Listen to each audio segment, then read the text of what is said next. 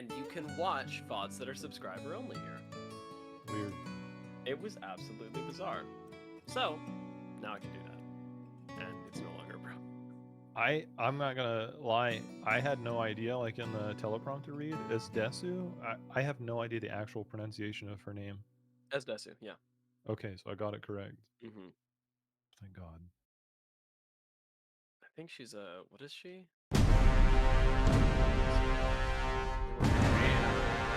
Yeah, she was a player because like the teleprompter goes back to Apex games. It was like the preseason invitation. I think she played last night. She's good. It's like a good 30-second segment of the teleprompter of the 3 minutes.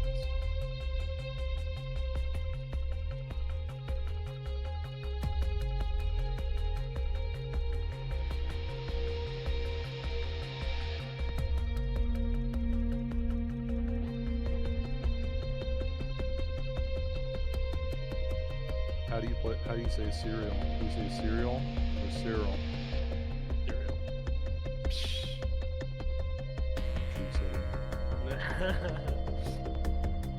I have a neighbor who's from Arizona, and whenever we hang out together, I make fun of her because she doesn't say, you sound like you are in a radio. But yes, We're good, man. yes.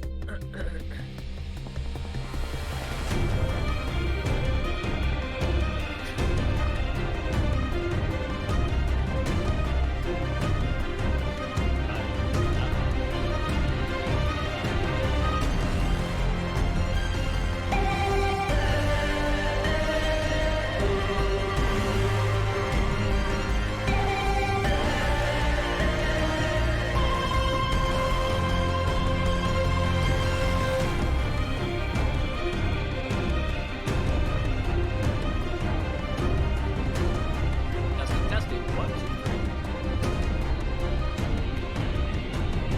Stop, dude. Unless you're listening on OBS. Wait, are you trying to listen on OBS? He's definitely. Can you hear me? Are you? Can you still hear me now?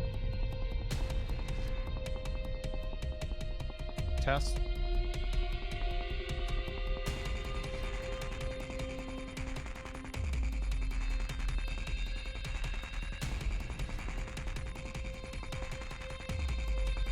Say something again to you? Testing, 1, 2, 3.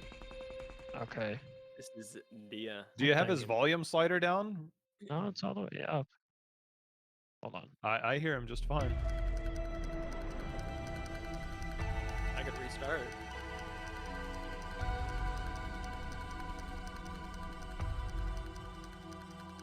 Am my server muted? What happened? Okay. I am. So, So you can hear me now, correct? I believe so, yep. Great. I will double check Great as to soon as meet we you. transition in, so. Oh, sorry for this being a hectic thing. Like I said, Good, it I was, love you. this was crazy. Alright, Please. Dude had school today and everything. yeah, I did everything today. I'm gonna transition to you guys, and let's just get this rolling and hope for the best. Okay, go. are we gonna see it on your... You guys should be able to see. Ow.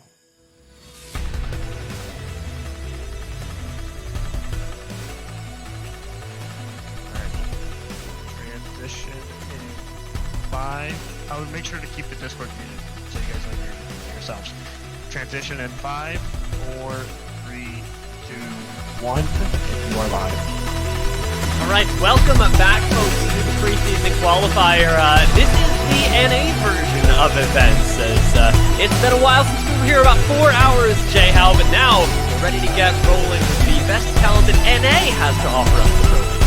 Yeah, I can tell tell you, if there's any type of precursor to how this is all going to go, the EU version earlier, the EMEA, was incredible, but we are going to turn our attention here where there's going to be a lot of fierce competition. There's definitely one front runner that I think a lot of people are very much aware of, but you and I have debated behind the scenes about how many of these teams have the chance to be one of the qualifiers throughout the next 3 or 4 of the next, I guess this week counts as 4, 3 of the next 4 weeks beyond this one, and who's going to be the top 16 teams, because the competition is definitely deep in the NA region.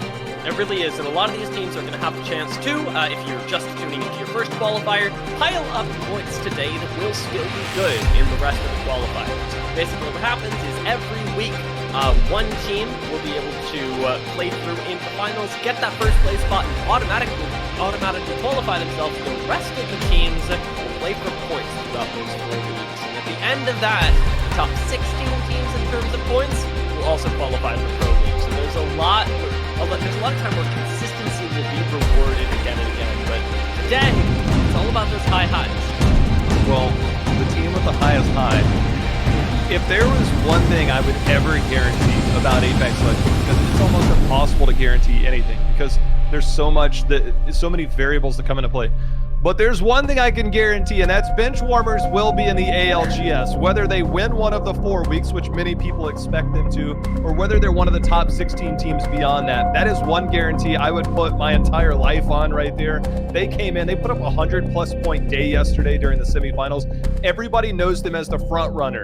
It's who else is going to be joining them down the road? Who's going to be one of the other 19 teams that are going to be there? Because bench warmers is on fire right now.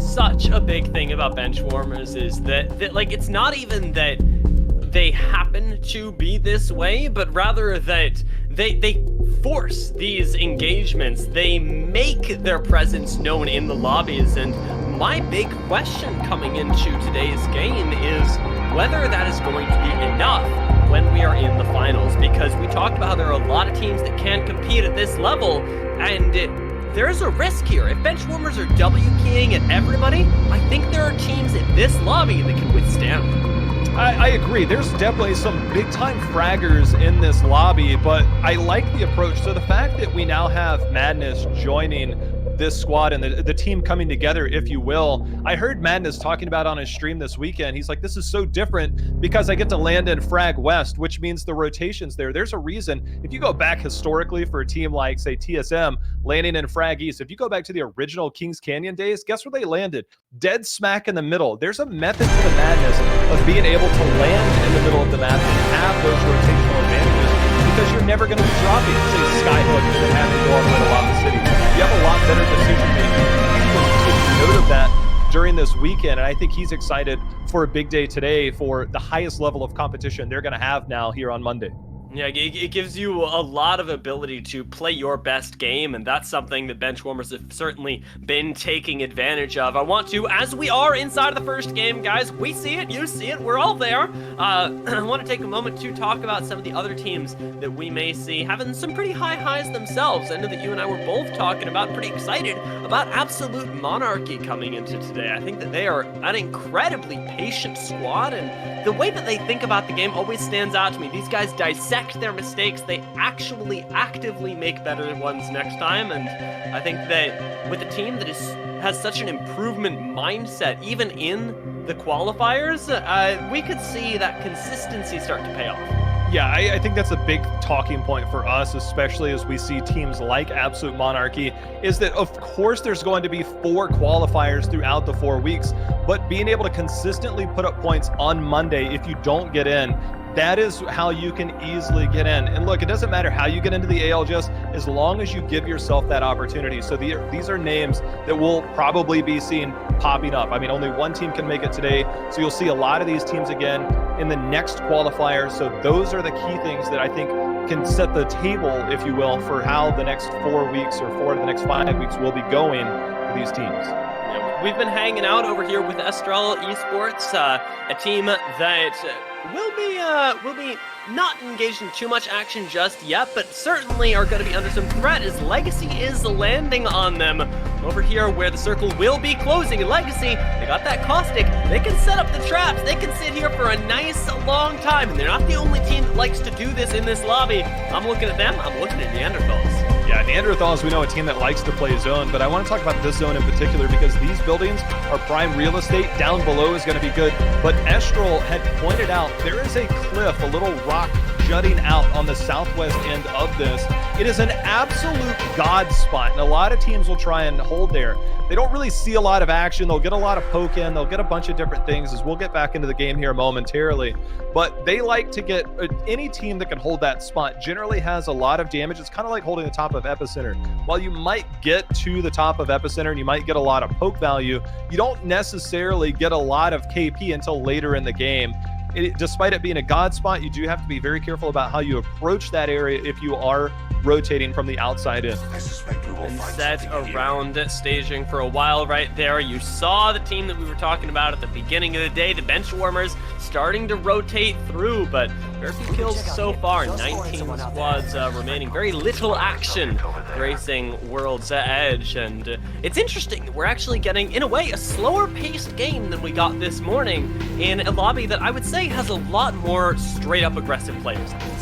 Oh, absolutely. When you talk about contesting landing spots, a lot of that is determined ahead of time, but what we saw with our EU counterparts was that there were some contested early ones, and after one of those teams started to lose multiple of those matchups, they realized it wasn't very much benefiting either team. We saw some splits later on, and a lot of these teams, they have consistent spots. Like, you're not pushing Madness and team, the bench warmers, out of Frag West. That's not going to happen. Things like that just exist in the competitive scene. So for these teams, they've been scouting out everybody else. They know what's available. They know who the stalwarts are that are always going to be here. They adjust. Sometimes you'll even see these teams, a lot of people don't get to see it, but in the lobbies, you'll actually you'll see teams say where they're going. They just kind of stake claim verbally, if you will, to kind of make sure nobody lands on each other.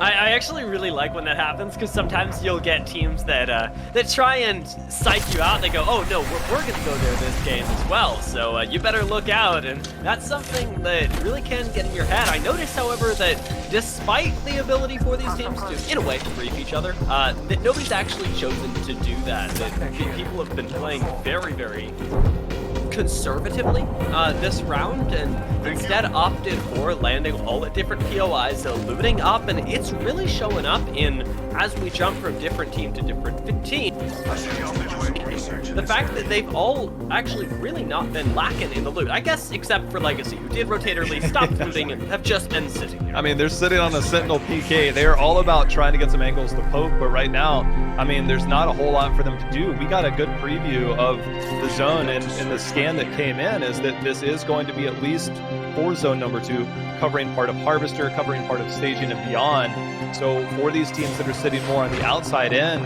they might not be sitting in a good spot here in about 5 or 6 minutes. So for them, they are in a spot, and when you don't have a lot of loot, you put yourself in that position, it might end up being more long-term harm than good. As we see, this zone is actually covering the entirety of Harvester going into round 2, which means that west side seems to be unlikely for Legacy to be a good spot.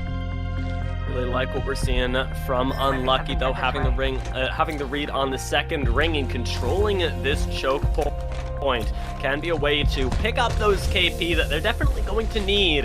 They've got some damage, but I wouldn't think that anybody's crested 100 just yet. We've still got a very low pace of game, and a lot of people dodging out on encounters. Unlucky just holding this snake on the outside of Harvester are going to end up spotting somebody, and maybe, just maybe. Well, the longbow is definitely going to get some poke out, 154 away from that, and the Gibby gun shield, normally the one you want to have poking out of there. This snake on the northeast side of Harvester tends to have a lot of control. It's very hard to push into this if you are in the middle of Harvester, because there's always going to be teams coming through that choke, as it is going to be absolute monarchy. That team in the choke coming down from Frag, so they're going to try and control one area of it. You have Unlucky down there in the snake. They're going to be controlling the other end. Right now, absolute monarchy just trying to make sure they've got their back covered before they start to make their next steps going in. Yeah, back to the ring is an interesting thing, because in most situations, it's pretty much guaranteed safety. In ring 1, not nearly so much. So absolute monarchy are going to be relatively comfortable right now, but do still have to continue checking their backsides, at least until they get into that second or third zone. Right now, that's still pretty far away as first zone just closed, and we've still got a big hold up at Harvester, and Noble, they have joined the fray. Yeah, you know, you don't normally see a lot of fights break out because there's going to be so many teams. Teams can exist at the bottom of this side, on the west side, so you can normally have 2 teams per strand almost, except for that northeast, northwest one. Those are a little bit more difficult.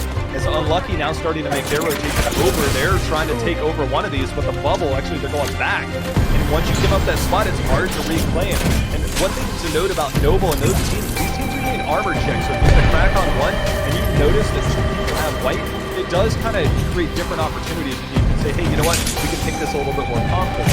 It is more difficult to push in Harvester, but having double white shields, not exactly ideal, but you are safe to a degree. It's really hard to hold on to this spot as well. You talked about how giving up this little zone, this snake here, was bad for Unlucky. It's so much worse because they've not only ceded control of all of the ground that they previously had to play with, but now have opened up their backsides as well. It's just one key press away from having their entire backs lit up, and so Unlucky in a very difficult position, especially with the fact that we know that teams like Noble are sitting up in Harvester just waiting to clean up a few kills. Yeah, I mean, for this, you've got Absolute Monarchy pushing it on you with double gold, or double purple and 1 gold, which means that they do have the advantage in the shield department. It's much more difficult. One crack in this snake means that you might have to back up, and you're back out into the middle, as you said, to where Noble is, which is why it's so hard to let somebody into the strand. You can coexist, but it is much more difficult on the snakes at the on the north corners of these to coexist, just because the peaks have very far to go, and there's not a whole lot of places that you can run to. Lots of Bloodhound that we're seeing, so scans traded back and forth as everybody gets 100% information. We talked about this a little bit this morning when we were in the EU groups, but teams definitely having moved away from the Seer a lot with the immense amount of information that Bloodhound can give you on a very, very short cooldown when his ultimate does get popped. That with the movement speed, it just feels like between Seer and Bloodhound, you're always balancing out just which is slightly higher tuned right now, and that seems to be the case with a lot of NA teams that they've decided it's Bloodhound right now. Well, this right here is exactly what you have to do. So Unlucky sit in on winning. When you have a Bloodhound for a Bloodhound, these teams are looking to push off of information. They're looking to push basically off of scans or damage. That's your key cases for information. So when you have another Bloodhound with you, you have to go scan for scan, which is why when you see a scan come out one end, you saw a scan come out just a couple seconds later, just like this. You have to go scan for scan. That way you don't have, they don't have the advantage in information. So they just kind of play this weird little peekaboo dancing game for a while, but this next zone closing in 40 seconds might force the hand of one of these teams. And much like these teams, we, Jhow, don't know where the next zone will be. With just these 32 seconds left until round 2 ends up closing, neither of these teams is going to be forced to move yet. But once that closes, once we get further information, things are going to get very, very heated very quickly, especially around Harvester, because we talked about this, the hill, Jhow. Yeah, nobody's playing there because it's so hard to play early, but the team that does control a lot of those rotations is actually Madness and Squad on Benchwarmers. They're actually controlling the tunnel coming down from Landslide. That's going to be difficult for teams to rotate through. They're going to try and control that. It means they can also control the south choke of that, because a lot of teams don't normally like to hold there this early in the game because they are so exposed. So that, to me, is a big point of control going forward. It's just like Upstars did make their way underside of the bridge, which is normally safe, but with this next zone closing in, they'll have to make another rotation. I like that Hollow decided that his jump pad was better than the jump pad that was already there. Through that now. I didn't want to say it. I really liked that extra little bit of pizzazz, and hey, it's got them in a good spot. It's interesting because I wasn't expecting them to run this composition. They've chosen Octane, Revenant, and Seer, who we already talked about. Feels like he's often outclassed in the minds of a lot of North American teams, but I'm not only surprised that they've chosen that composition, but they've chosen it over their other classic composition, which has been that Horizon Fuse combo.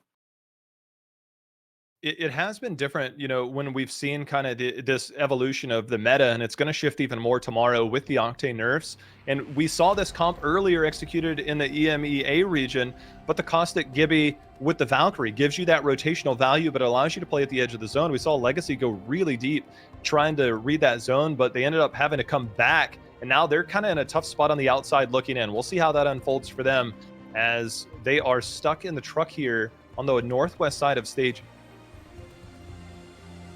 I just gotta ask Jay how it's the question that is biggest on my mind is where on earth are Neanderthals? That is the team that I'm looking for. As we've seen more and more of Legacy, who right now, like you say, sitting in the truck, not too much going on, but down beneath the bridge, we've still got Pubstars hanging out as well, and 18 squads still. We've only had one team wiped since 4 or 5 minutes ago.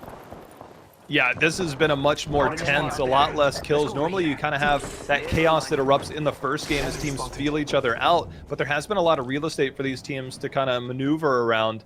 We've got SMP, they've got the Pubstars directly below them. Pubstars is a team I'm really looking forward to today because they have some absolute fraggers on their team in terms of the amount of damage and gun game skill that they have. There's the Legacy team on the outside looking in. They're going to find their way in. Whether they find their way to safety, we'll find out here in just a moment. Looks like trying to cut them off is going to be multiple teams as SMP, they're trying to get some shots. Boy, I tell you, that does not look like a good landing. No, that is a tough place to hold, to feel safe and right at staging. And hey, Pubstars are right on top of you. We just gotta look at this. Legacy, they find that out the hard way as they get pushed by Remnant Octane, and I'm sure we'll be reading about it later. as is per usual for the Pubstars, also Benchwarmers were successful in the kill feed as well, holding that choke for them. This does tend to pull a little bit closer towards staging, potentially towards that hill in between staging and Harvester, so they're controlling that north end. They're playing with the zone at their back, a really good spot for them. We don't think that they've moved in, and look at this.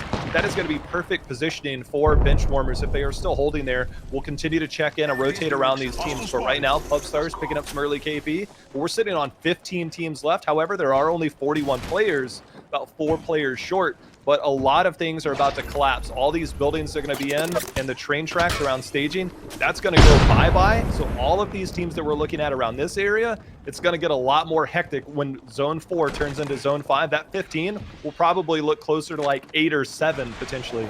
Oh, for sure. I'm really curious about what's happening over by Harvester as well. You can see Revenant Totem gets used there for a little bit of a cheeky push. Archstar not going to end up sticking, but SMP trying to hold on up here with the Mastiff. Do have one down, but Gibraltar Dome will let you hang on for just a little while only, especially because Mercy only is covering them at full HP. SMP hang on through a difficult push, and that's in large part due to the immense preparation that this squad has undergone. These are all very seasoned players. Rev Totem down to 10%, so they try to use that. It's going to be Hollow actually going to going down from that peak in the top. See if they can get the res off. They have 30 seconds before this zone closes, so not only do they have to deal with this, but they have to deal with the res as well. They've got that going for now. It's not going to be a safe bet for them. You can see getting some of that damage. Hollow's actually going to be instantly knocked, so Mercy shooting straight down. It's actually going to drop down. That's going to be SMP now dropping down. Remember, they got 1 KP, but is it going to be worth it? Is this zone 10 seconds away from closing? Yeah, sign us please actually from across the way end up getting some knocks, and SMP, well, they do collect a KP. My question is how much it was worth it, because giving up your position on the high ground could come back to bite them later. We'll see if this loot ends up being worth it, and the fact is they did grab the banner of Mercy, so there is the potential to res, however difficult it may be. Sign Us Please is a team with a lot of name recognition on them. They hadn't had the best last month or so in competitive tournaments, but they actually had a really good day yesterday, being one of our top performers, especially they had a big game 1 yesterday. They're now putting themselves in a really good position here on the edge of staging. It's going to be very hard to move up on them. So they can hold this area. They do have to look out. That is going to be a Valk ult. So they have a fight literally thrust upon them, and here it goes. Archstar is going to be the one to try and get them to bubble dance. They're going to force the team to come in with the zone at their back. That's going to be a frag grenade. Oh, that's going to hurt. Wake is actually going to take quite a bit of damage. Tempest as well. Sign Us Please actually cursed right now. Dude's night out. Flew up with the Valkyrie, came down, won the fight. And it was a really really good heads-up call from Wicked to try and dodge out of them, but they get crawled by nades, and now Duke's Night Out, they're getting the same thing done to them. The nades come in, and they can't do anything. Duplex is the last one left alive. Surprise, surprise, it's Benchwarmers showing up. Yeah, they're actually getting pinched by multiple teams, I believe, but with Benchwarmers being the one controlling the choke, and now we do see this will be holding to that hill. That is the god spot. Once you hit round 5 and 6, that is the spot because of all the peaks, and there's less people that can look at you. But that team that you wondered about, would Neanderthals make it in? They have, and the big part for them, even if they go down here, they actually have 5 KP, something we don't see them normally get a lot of early in the games. They tend to play for the later zones, but right now, 5 KP, top 8 performance, they're in a load of trouble, but at least positive signs out for them, as it looks like Benchwarmers is now taking over the staging side, and they are starting to get some serious damage. Rambo is a monster in these types of I'm glad games. we caught that on stream. That was a sick headshot there, and really good execution, really good timing from Benchwarmers to be able to clean up. I mean, I leave that asking myself, who are you and what have you done to my Neanderthals? Because I'm not used to them getting this KP, but they are sure glad that they ended up getting it, because having gone out in 8th place, it will net them a pretty solid position. You know, this is such an interesting spot. Playing in the ravine here is actually pretty good, because anybody that's above you, and they actually are going to get a knock onto Lucas. Looks like they're going to go ahead and ult. They're going to get even more here. You got to play within this. There's going to be the bubble fight. There's going to be impulse going down now. So there's only room for one team down here, but if you are that team, it means it's an easy climb. Going up to that area that we see you like that, mate, they're the ones that are going to be holding this. That cliff that you see just below them, that's where you can see Absolute Monarchy climb up. Whether they choose to do that now, not as likely, but they are definitely in the position as you like that, mate. They're going to be down 1 member, make that down 2 as Matt Pickett's going to fall. Crummy trying to hold that. Look who it is. It's Benchwarmers pushing up, and they're going to be the ones that are king of the hill with 4 squads left. Laser with the Prowler. I mean, I can hear it now, but the question is, will Benchwarmers be able to survive the onslaught that's coming up to them, because it's Absolute Monarchy, and they are absolutely king of the hill. Yeah, all you got to do is climb up. That's all you have to do. Once those fights break out, that is your spot to claim. Meanwhile, it's CLX here. They're going to be cruising here on the other side. They weren't able to get involved, but now we're down to 3 squads left, Dia, with 30 seconds left before this final zone. Nice scan for CLX is going to reveal their other threat, as they already spotted out the team across the way. Arguably, the team across the hill definitely in a lot better of a position. Absolute Monarchy have got themselves isolated. They get to rain down fire on XD and CLX. We'll see if CLX can even survive. That's a nice nade. It's not quite nice enough to get the burn, but it's nice enough to let Absolute Monarchy just absolutely throw damage into the opposition. Well, once this bubble goes out, look for Jibby ult to maybe meet them on that coming down. It looks like they're going to try and push in to at least survive. Cruisin's going to be the first one to go down. Looks like they're going to try and stick a res. This is bold right now. XD, see if they can follow up on this. When that bubble expires, they're going to be completely exposed, and it looks like Absolute Monarchy starting to squeeze their way in and move over as this zone does start to come over towards this side, CLX and XD. Absolute Monarchy in one of the best spots right now. It's just a matter of completing the sandwich, of taking out one more squad. They've all got red shields, and right now the laser beam from that R301 is going to do a lot, but falling down is going to pose a pretty big problem, as now you've got to regroup with Sleepy Panda, your fallen teammate, quite literally. You got to hit the pause button a little bit, wait for your teammate to come back up, but they're also going to be coming up in a difficult spot. There's a little bit of climbing that they'll have to do, and here comes the Jibby ults. These are going to be the ultimate determining factor. Look for those bubbles out in response. XD is going to be the first one to put one down. They're going to withstand this first bubble, but it is all trying to get healed up, because the minute this blows open, it is fight time. We are 1 minute left here. Another defensive bombardment ends up going down. It's all about the timers, like you talked about.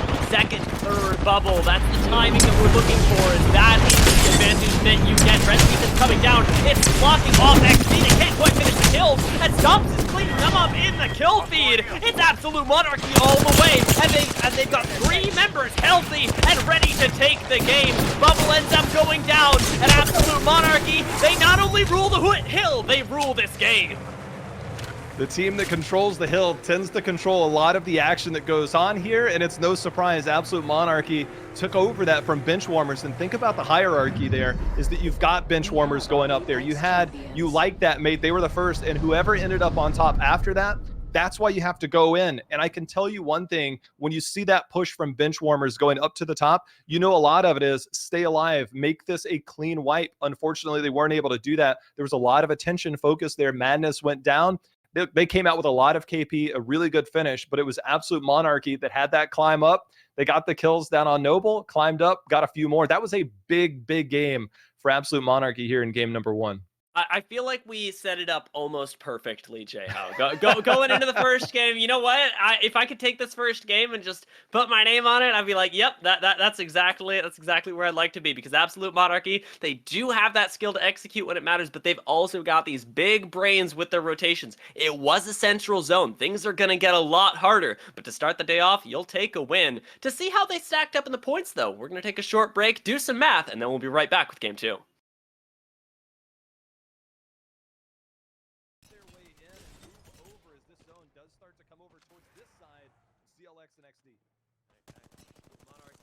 You're fine. You're good.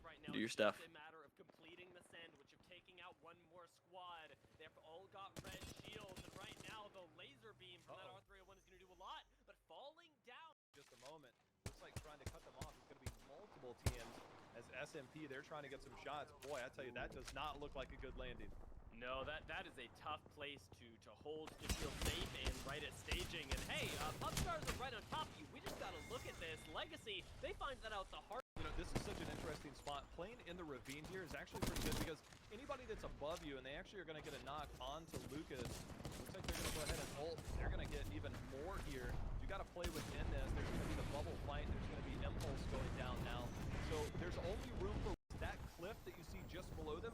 That's where you can see Absolute Monarchy climb up. Whether they choose to do that now, not as likely, but they are definitely in the position as you like that, mate. They're going to be down one member, make that down 2 as Matt Pickett's going to fall. Crummy trying to hold that. Look who it is. It's bench warmers pushing up, and they're going to be the one.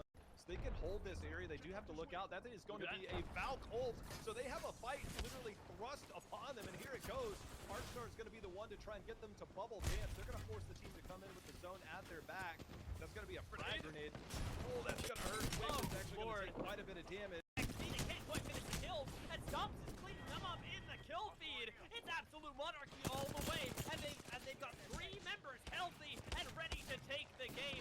Bubble ends up going down, and Absolute Monarchy, they not only rule the hill, they rule this game. It's a nice nade. It's not quite nice enough to get the burn, but it's nice enough to let Absolute Monarchy just absolutely throw damage into the opposition.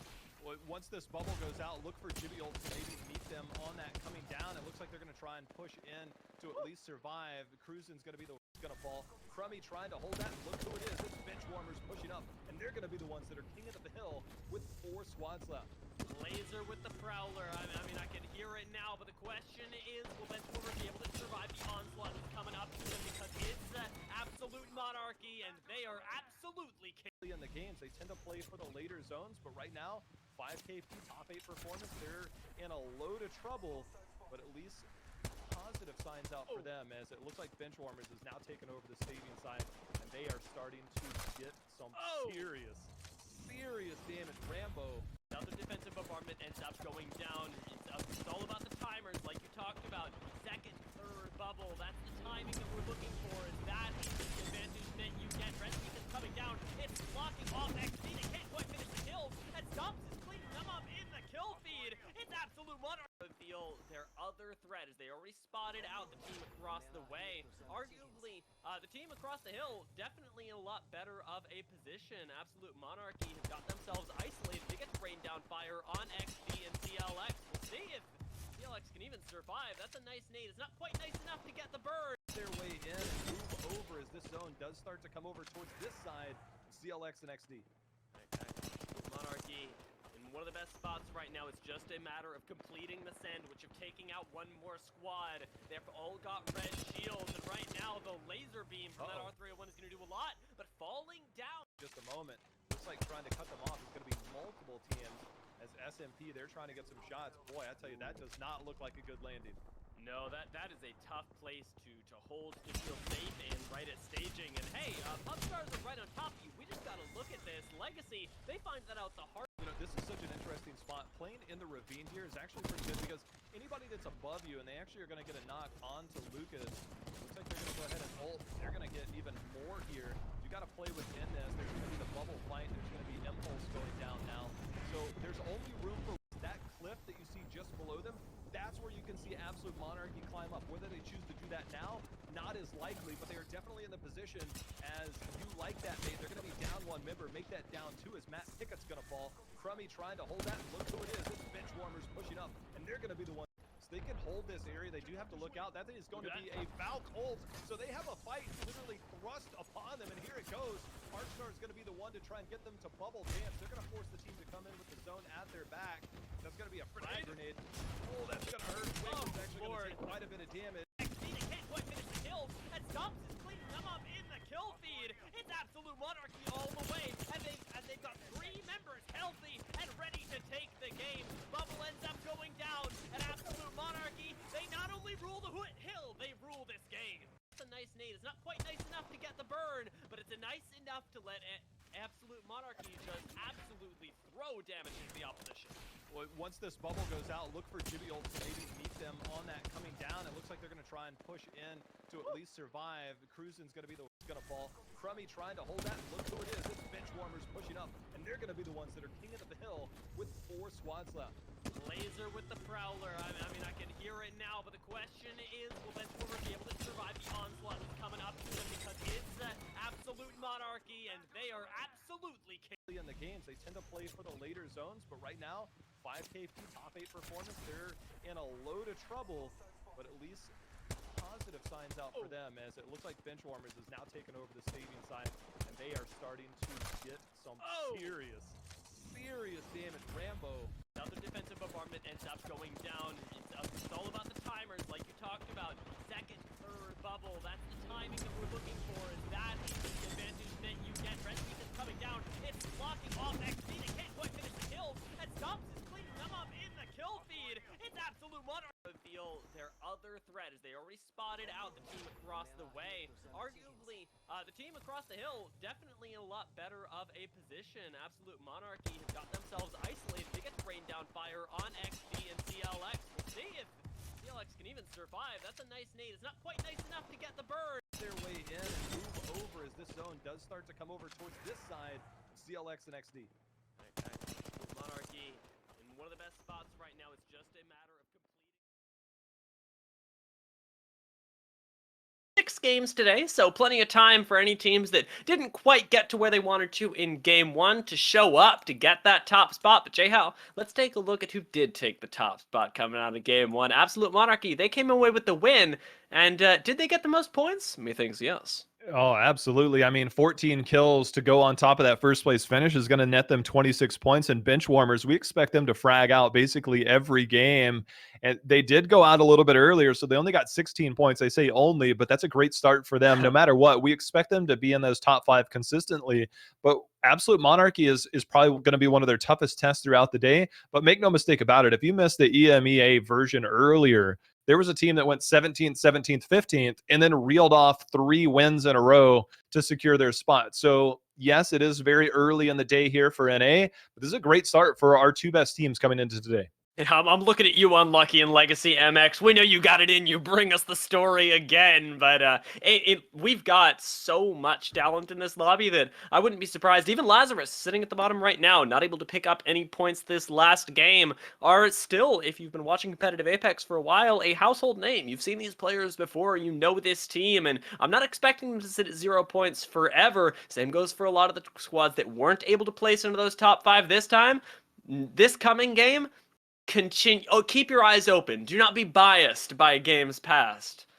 Well, I mean, the part, and you mentioned this in our earlier broadcast, that's so good is that every single game matters. Normally you get to game 6 and certain teams will just mail it in, but this is a cumulative point system. So all the points you get on Monday today will accumulate over the next 3 Mondays if you're not one of the winners. So it's very important, whether it's game 1, game 3, or game 6, to make sure that you're at least putting yourself on the board. So for these teams that aren't picking up some of these early games and things like that, they do need to focus on more the long term. We expect names like Lazarus to be here if they don't win one of the weekends, we pretty much expect them to be here every single Monday through 4 weeks. So for them, it is important to make sure that they don't get too down about this, because they're going to have a lot of opportunities ahead of them.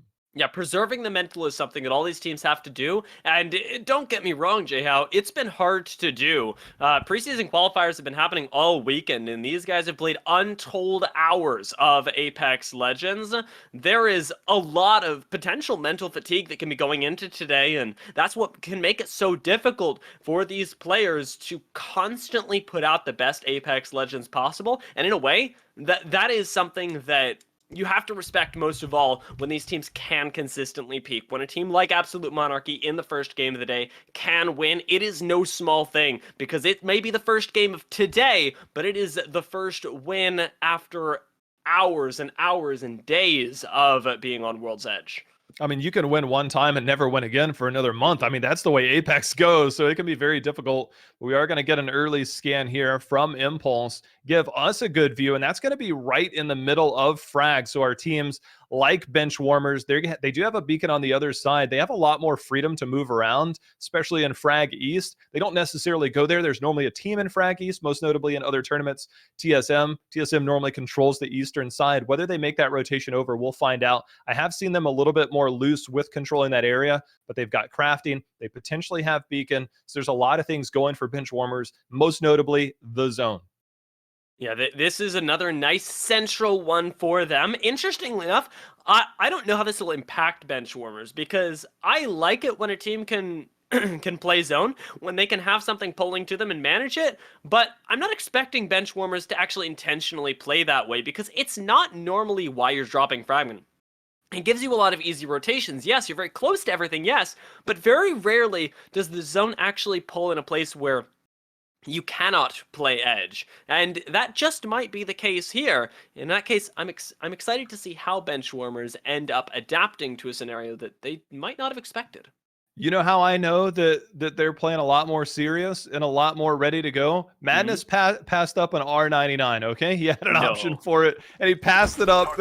I mean, that guy will drop anything for an R99, but he's dedicated to the 301. Let's see if he runs back by that R9. He passed it up. Oh, he passed it again. Somebody that's how that. you know Madness means business. He knows the impact that these games have, and normally in R9, they are a frag-heavy team, but they also know that they're going to be holding points here as the zone pulls in. And so, to me, that's a very telling sign. Yeah, interestingly enough, are going to be moving over to this big building. Going to, I think, ideally keep control of it until they can figure out the next rotation. But right now, they've got a little bit of split priorities going on, where some of Bench Warmers think that they're going all the way into the east, and Madness thinks they're going to the west. Right now, grouping up, definitely the priority for them, as they've run into the resistance as we expected in the east. Yeah, I mean, there's always going to be teams, especially when it's pulling this way. There are other teams that are going to try and get here. So Streamer building being held by you like that, mate. Not normally an end zone over in this. Generally, it's on the west side of the bridge. I mean, there's still a whole lot to determine as these zones come in, but this is normally a placeholder for a lot of these teams to try and get KP and control some of the rotations these teams making their way into frag. Good spot for them to have. Taking a look at some of the more edge teams is something that we'll have to do later as well. Get an idea of who is going to be taxed rotating here and what sorts of chokes can start to emerge, as you like that, mate. Can theoretically take control of this building for until they're forced out of it by the zone. It's actually quite nice to hold, and you have a lot of control over choke points that end up going through Fragment whilst having high ground and a lot of places to hide. The only thing that will push you out of it is a team that honestly believes that they can out-micro you, just full sending it onto you. XD, are they that team? Probably not. I mean, they're going to look to hold this position. They do have a 2-4 on a 301, so a little bit more poke-centric. They can always drop that, but they have identified. They got the scan before, knowing that this building was safe. They see the shots ahead of them, so they know for sure who's where and what's going on. They do want to try and identify who those are. They are moving forward pretty aggressively. That is a scan. Man, I did not think they were going to send this, but they are going in. They're probably looking to coexist. I would say this might be a little bit early with double white shields. You can see Frapper actually getting fried right now. Ooh. Double pump's actually going to crack and do a little bit of flash damage. That'll buy them a little bit of time. But double white armor existing, they're going to look that you like that, mate, is actually going to be their best friends to help protect, because, hey, guess what? They're also double white armor. Yeah, exactly. Now, in a way, you have more power because you're both working together to defend your lives. You like that, mate? Don't want anybody entering the building in much the same way as XD don't, and it'll be ground floor and top floor working together in a very strange sort of situation. As in the kill feed, you can see, well, we don't have bench warmers sitting on their hands here. They're going all out to find the kills. Yeah, I mean, look, they know that a lot of teams haven't come in yet, so they're going to be trying to find the teams trickling in. And the one thing that I like the most about a team like Benchwarmers is how aggressive, sometimes almost to a fault, but the one thing that we see a lot from Madness is he's so familiar with Wraith, been playing this for such a long time. He will get aggressive with his positioning because he knows he has that out. That also opens up information and opportunities that they might not have. So they use that aggression to their favor, and it works really well early in the game when you know there's not as many threats. And you can best believe, we only saw the kill feed, but I imagine between Rambo and Madness, two very aggressive players, they definitely caught somebody out and they punished him. Yeah, that's going to be that consistency that starts piling up for them. We got a lot of very talented players in this lobby, and I'm waiting for the likes of Pubstars to start showing up as well. I know that we had some pretty nice action from them last game. Unfortunately, ended up going out in almost the same 2 minutes as we were focused on them, but this time they swapped their composition once again. The way that these teams are going to be constantly adapting to the challenges presented to them in each game, especially with Pubstars that like to get creative, it brings me a lot of joy to see the way that they'll continue to evolve throughout the tourney. I tell you, it's a real feels bad situation when your armor swaps are two white armors on the ground. That is not exactly normally what you see, but you take what's given to you. So Frapper says, I'll save some of my shield economy, pick up one of these fancy white armors here, and hopefully just try and hold position. I mean, that was a nice peek and trade there, but when you're staring down the barrel of, I believe, a Sentinel there, it's going to be a losing trade in one shot real fast. Yeah, not going to give you a whole lot of confidence. You like that, mate? They've moved all the way down to this ground floor, though, have their own shield swaps, which, again, aren't ridiculously fancy. But as we pan around World's Edge, I find myself asking the question, who has the good loot? Because we've seen no gold shields just yet. There's been very little in the way of teams that have everybody operating with greater than white, and even Lazarus are not an exception to that. Despite the fact that they've been playing Edge, they've had a lot of loot available to them. They still don't quite have the even middle tier of loot that we'd expect. Yeah, it definitely does feel a little bit odd not to see teams more looted, but make no mistake about it, they're used to functioning within whatever is given to them. Here's a team that probably has earned more of what they've got, including, oh, guess what? Rambo got himself a charge rifle, and we know that Rambo on a charge rifle, you want to guarantee purple shields. Look at that, they're already pinging. It's like, hey, will you get this one for me? Madness looking for the armor swap probably pretty quickly. Actually took about 90 damage, 95 health damage. Before he could pick up that shield, so he'll heal up. But Rambo is the shield charger.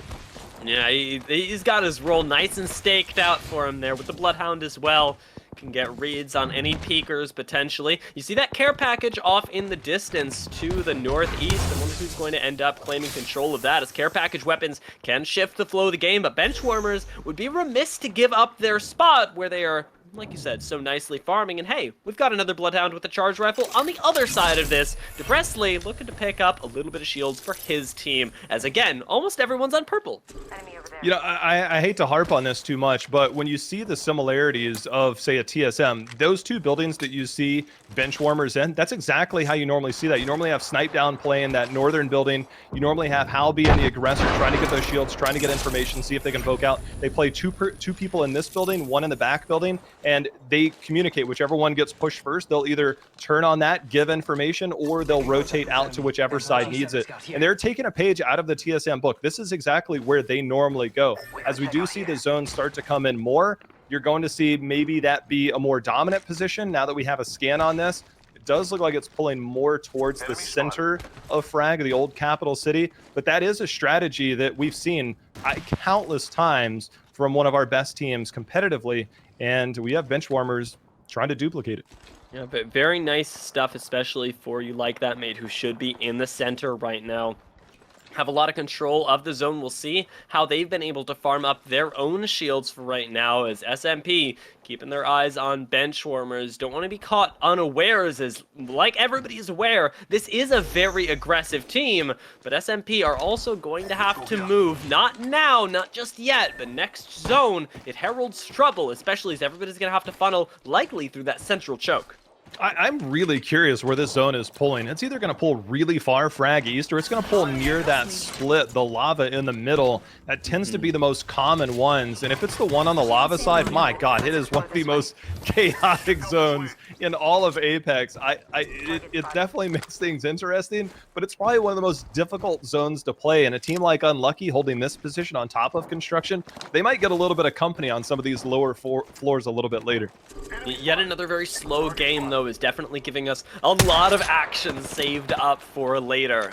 Around that round 3-4 breakpoint, we talked about it earlier, is when we see, excuse me, a lot of teams start to fall, and where your in-the-moment micro decision-making can be tested. Neanderthal's not looking to test that just yet. Yeah, this is one of the teams that definitely likes to hold areas. They find themselves on Frag East in Diner. The buildings beside them, a lot of teams are going to try and play in there. They're going to coexist in these situations. Meanwhile, Exile getting some shots, going to get cracked on the other end. It's going to go ahead and dip down, go ahead and get inside, get some heals. It's going to be Aisle 5, the team that they are looking at here. A team with Finicky and Mollis. You might recognize these names from a few other teams coming together here with Z Davis to try and compete in ALGS. And if you're recognizing names, you're probably looking at the kill feed as well, because Absolute Monarchy, they just ended up getting wiped out. And it was no small part thanks to Lazarus, who ultimately ended up taking them down from 0 to quite literally hero, as they've taken out a team that dominated last lobby, now giving somebody else the chance to shine. Just frag zones have to be the most unique ones, despite there being so many buildings. I mean, a giant hole in the middle of the map just kind of really changes the way everybody holds, and there's not a lot of zones that tend to pull this way. So a lot of these teams, they're more used to seeing this in pubs than they are in ranked, and you have to play it very differently. So this building here, this broken building, is not exactly a great spot to hold historically, but right now it at least gets you into position. It's just rotating out of that building is so intense and so difficult to do. Yes, CLX, I feel like they've managed to at least get out of the thicket that is Fragment right now, are being kept at bay. Unsigned Talent, a squad that we haven't heard from just yet, also holding out in this eastern side over by No Name. They're getting pushed from behind by that very same squad, and a Skynade is hoping to keep them at bay, as Dome's already been used. They should be able to hold out on the high ground. I mean, you've got to consider this is zone 2 damage, so for them, they do have to make it in eventually, but the scan still reveals they are existing in zone. They're either going to have to play inside and then get their way out in zone 3 damage, which is going to be difficult, or they've got to try and play underneath. There's going to be a Jibby ult, so I like the fact that Unsigned is getting aggressive versus this team. They just have to be very cognizant of their back, and CLX did go inside. It doesn't get them out, and that's actually going to force the hand of CLX. Serial's actually going to be popped for taking that jump pad in, and now CLX coming in from zone. They do get a trade there, but it looks like Luxford is going to be their last hope. Does have to get a big clutch, trying to get a Phoenix off. We'll keep an eye on that kill feed there to see how that breaks out. SMP and Sinus in a totally different fight right now. Seems like Sinus are the ones cleaning up, checking every corner as they take control of this building. Sinus, please, very comfortable right now as they end up cleaning up Solve. Legacy MX out here again on this eastern side. Are at the same time going to be bubbling and staying safe. Seems like everybody's in a skirmish right now, and we haven't even finished zone 3 yet. The Valkyrie ult takes Legacy MX to hopeful safety. We'll see if we get even more action, as I don't expect it to slow down for a good long while. With the zone closing in 14 seconds, teams gotta move, and they gotta move now.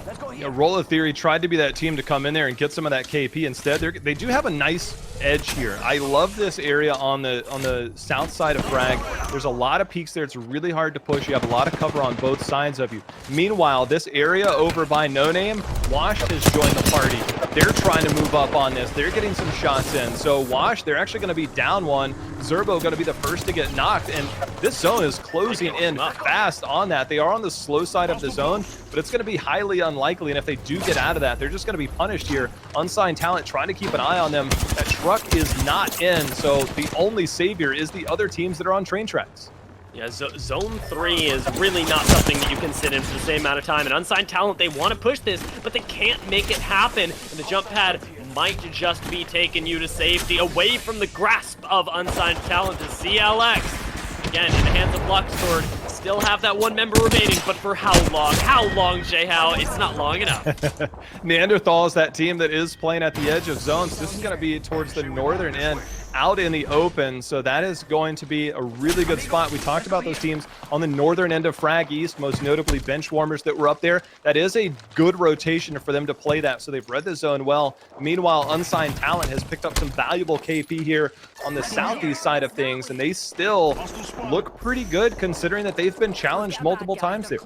Now, the last time we saw a different squad, Lazarus, was up in the north, and for where the zone is pulling, that could be really good for them as well. Everybody's struggling for a spot right now, but Lazarus may already have theirs, while Washed are not nearly so lucky. Still sitting outside a zone. To get any further, they would have to expose themselves to a lot of danger, despite the fact that they have the Octane and the Chibi for the safer rotations. They're getting pushed. Oh my, I mean, that's going to be a good thermite to at least buy them some angles here, but there's a Gibby ult that's going to be there. That is a lot of damage. I'm Antboy is actually going to be shot from behind. That's a big pickup there, but you can see trying to cross these tracks, it is not going to be something that is going to be without being punished from not the team that's in front of you, but the teams that are around you. Neanderthals continues to be the team benefiting from a lot of this. They don't have a ton of KP right now, but they are still the gatekeepers here at the crossroads of Diner. Just sitting out there saying, ignore me as well. Mercy is saying just about the same thing. It seems like SMP has bitten a lot of dust since we last caught up with them, and Pupstars are the ones that are putting even more teams in the ground with this rep totem. They're basically unchallenged, with the exception of Raven, who's fallen. Salos and Hollow now having to hold down the fort, and ideally recover Raven's banner for later.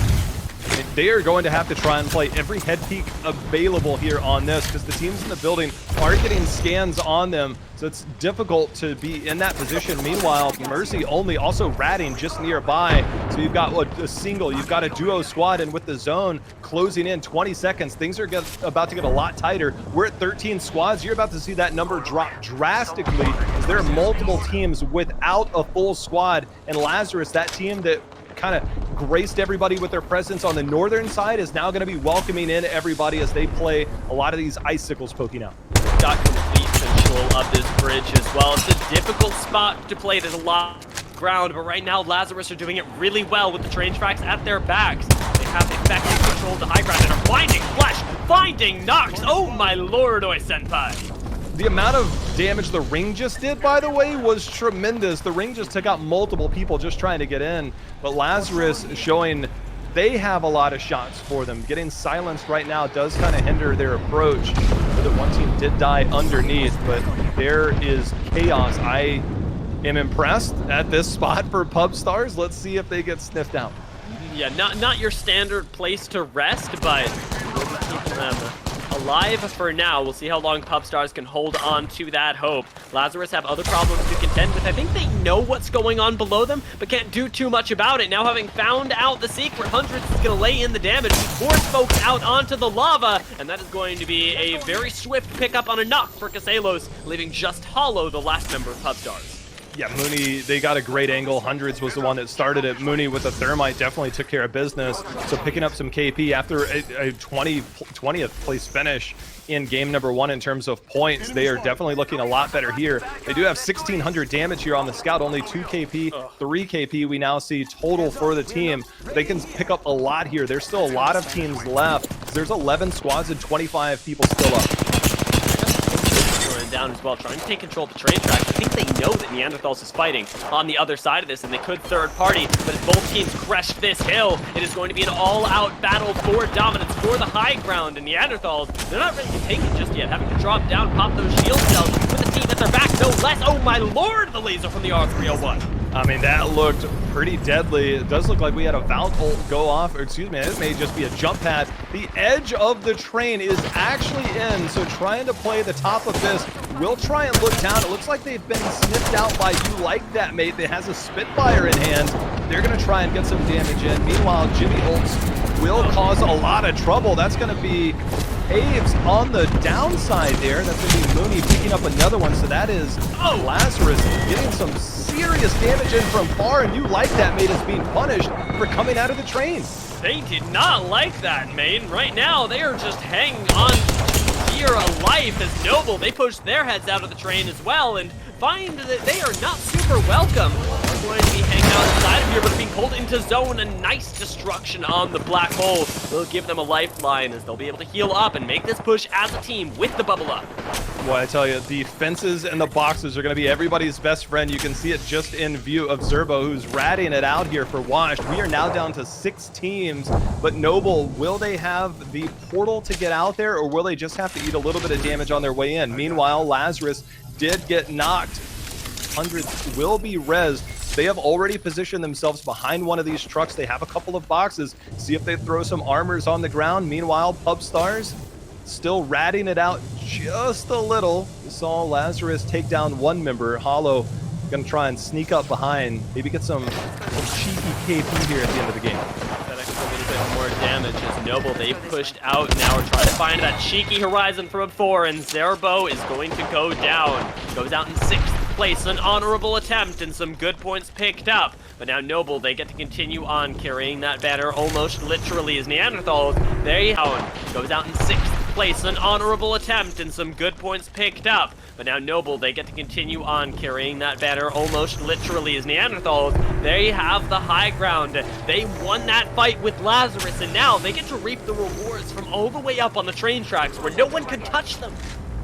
Well, Noble is trying to figure out where they're at. That's why they have the Jibby in hand, and there's going to be the defensive bombardment, the first of what will be many here in this final zone. It's all about usage of that. Look at this. Who needs a Jibby bubble when you've got a tunnel protecting you? So not hitting them. Neanderthals actually big brain plays there, going to deal with that. Down to 4 squads left. It's up to Lazarus. They've had a killer game so far. They're going to be the ones that have the angles on a lot of these teams coming in from train station. Here we go.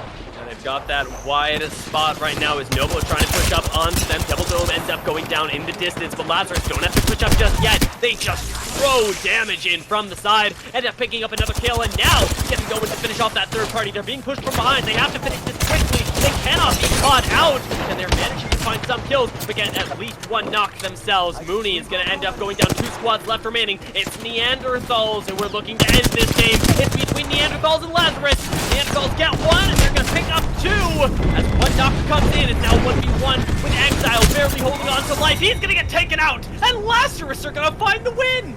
My goodness. I mean, that is a clutch moment right there from Hundreds. Lazarus was actually on the receiving end. It was a 2v2. They were the first one to have one dropped in that, so it was a 2v1 in favor of Neanderthals. But Lazarus, I mean, it's almost like game number 1 was a wake-up call for them after having a very rough game number 1. Not only did they take out the champion squad from game number 1, but they put up a lot of KP and got themselves a first place finish here in game number 2. It's again, JL, we do it again. It's exactly what we were alluding to when we stopped out before the game, when we got to the chance to look at these squads. You said that even the 15th, 17th place squads were in contention because of what we saw earlier today in EU. We get the chance to look at that again, and we get Lazarus, a team that honestly tends to run quite middle of the pack, finally strutting their stuff in one of the most important matches that they're going to play for a very long time. These matches, these 6 games, have the chance to qualify you for the Pro League, and that's exactly what Lazarus are after, and if this is the way that they're after it, they're gonna get it. I mean, the whole thing is one big game can be the difference between being in contention during one of those weeks. And that is all that you need. And when you have a very stacked lobby, especially in day number 1, you expect parity. You expect a lot of shakeups in terms of who's going to win. It's very rare for teams to win multiple games in a 6-game set. So getting one victory can be the difference between being 5th, 6th place, or one of the top 3 and being in contention to be one of those top is exactly what it's about. Of course, the future weeks, but a win in any week is definitely a big step for a lot of these teams. Yeah, for Lazarus especially, having gotten themselves so far in just 2 games, I think right now the challenge is going to be to stabilize, to keep themselves in those top 10 and continue to farm up kills, because the one win, as good as it may be, can still be something that you can't afford to rely on going into the later games. We'll see how that ends up stacking up for them, how far they've gotten themselves in the leaderboards after we take a short break. This is one of the teams that definitely likes to hold areas. They find themselves on Frag East in Diner. The buildings beside them, a lot of teams are going to try and play in there. They're going to coexist in these situations. Meanwhile, Exile getting some shots, going to get cracked on the other end. He's going to go ahead and dip down, go ahead and get inside, get some heals. Frag. There's a lot of peaks there. It's really hard to push. You have a lot of cover on both sides of you. Meanwhile, this area over by No Name, Wash has joined the party. They're trying to move up on this. They're getting some shots in. So Wash, they're actually going to be down one. Zerbo going to be the first to get knocked, and this zone is closing in fast on that. They are on the slow side of the zone. Keepers here at the crossroads of Diner. Just sitting out there saying, ignore me as well. Mercy is saying just about the same thing. It seems like SMP has bitten a lot of dust since we last caught up with them. And Pubstars are the ones that are putting even more teams in the ground with this rep totem. They're basically unchallenged. Very comfortable right now as they end up cleaning up Solve. Legacy MX out here again on this eastern side. At the same time, going to be bubbling and staying safe. Seems like everybody's in the skirmish right now, and we haven't even finished zone 3 yet. The Valkyrie ult takes Legacy MX to hopeful teams without a full squad, and Lazarus, that team that kind of graced everybody with their presence on the northern side, is now going to be welcoming in everybody as they play a lot of these icicles poking out. Got complete control of this bridge as well. It's a difficult spot to play. There's a lot ground, but right now Lazarus are doing definitely looking a lot better here. They do have 1,600 damage here on the scout, only 2 KP, 3 KP we now see total for the team. They can pick up a lot here. There's still a lot of teams left. There's 11 squads and 25 people still up. Down as well, trying to take control of the train tracks. I think they know that Neanderthals is fighting. To get any further, they would have to expose themselves to a lot of danger, despite the fact that they have the Octane and the Chibi for the safer rotations. They're getting pushed. Oh my, I mean, that's going to be a good thermite to at least buy them some angles here, but there's a Gibby ult that's going to be there. That is a lot of damage. I'm managing to find some kills, but get at least one knock themselves. Mooney is going to end up going down 2 squads left remaining. It's Neanderthals, and we're looking to end this game. It's between Neanderthals and Lazarus. Neanderthals get 1, and they're going to pick up 2. As one doctor comes in, it's now 1v1 with Exile barely holding on to life. He's going to get taken. Damage, which is going to be difficult, or they've got to try and play underneath. There's going to be a Gibby ult, so I like the fact that Unsigned is getting aggressive versus this team. They just have to be very cognizant of their back, and CLX did go inside. It doesn't get them out, and that's actually going to force the hand of CLX. Serial's actually going to be popped, taking that. Still ratting it out just a little. We saw Lazarus take down one member. Hollow going to try and sneak up behind, maybe get some cheeky KP here at the end of the game. That extra little bit more damage is Noble. They pushed out, now we're trying to find that cheeky horizon for 301. I mean, that looked pretty deadly. It does look like we had a Valk ult go off, or excuse me, it may just be a jump pad. The edge of the train is actually in, so trying to play the top of this. We'll try and look down. It looks like they've been sniffed out by You Like That Mate that has a Spitfire in hand. They're going to try and get some cognizant of their back, and CLX did go inside. It doesn't get them out. That's actually going to force the hand of CLX. Serial's actually going to be popped, taking that jump pad in, and now CLX coming in from zone. They do get a trade there, but it looks like Luxford is going to be their last hope. Does have to get a big clutch, trying to get a... This spot right now is Noble trying to push up onto them. Double Dome ends up going down in the distance, but Lazarus don't have to push up just yet. They just throw damage in from the side, end up picking up another kill, and now getting going to finish off that third party. They're being pushed from behind. They have to finish this quickly. They cannot be caught out, and they're managing to find some kills. Again, Brain plays, they're going to deal with that. Down to 4 squads left. It's up to Lazarus. They've had a killer game so far. They're going to be the ones that have the angles on a lot of these teams coming in from train station. Here we go. 2 games gone and 4 to go, Jay Howell, before the one team that will qualify for Pro League is decided. We got 2 applications that are looking very strong right now. Absolute Monarchy and Lazarus have both put up some pretty banger performances, but I know we got more talent hidden in here. Yeah, there's so much to unfold here. Is Lazarus? This is the Lazarus I think a lot of people wait for those breakout games. You and I had the pleasure of casting them multiple times, and we haven't seen the breakout performances in some of the events we were doing.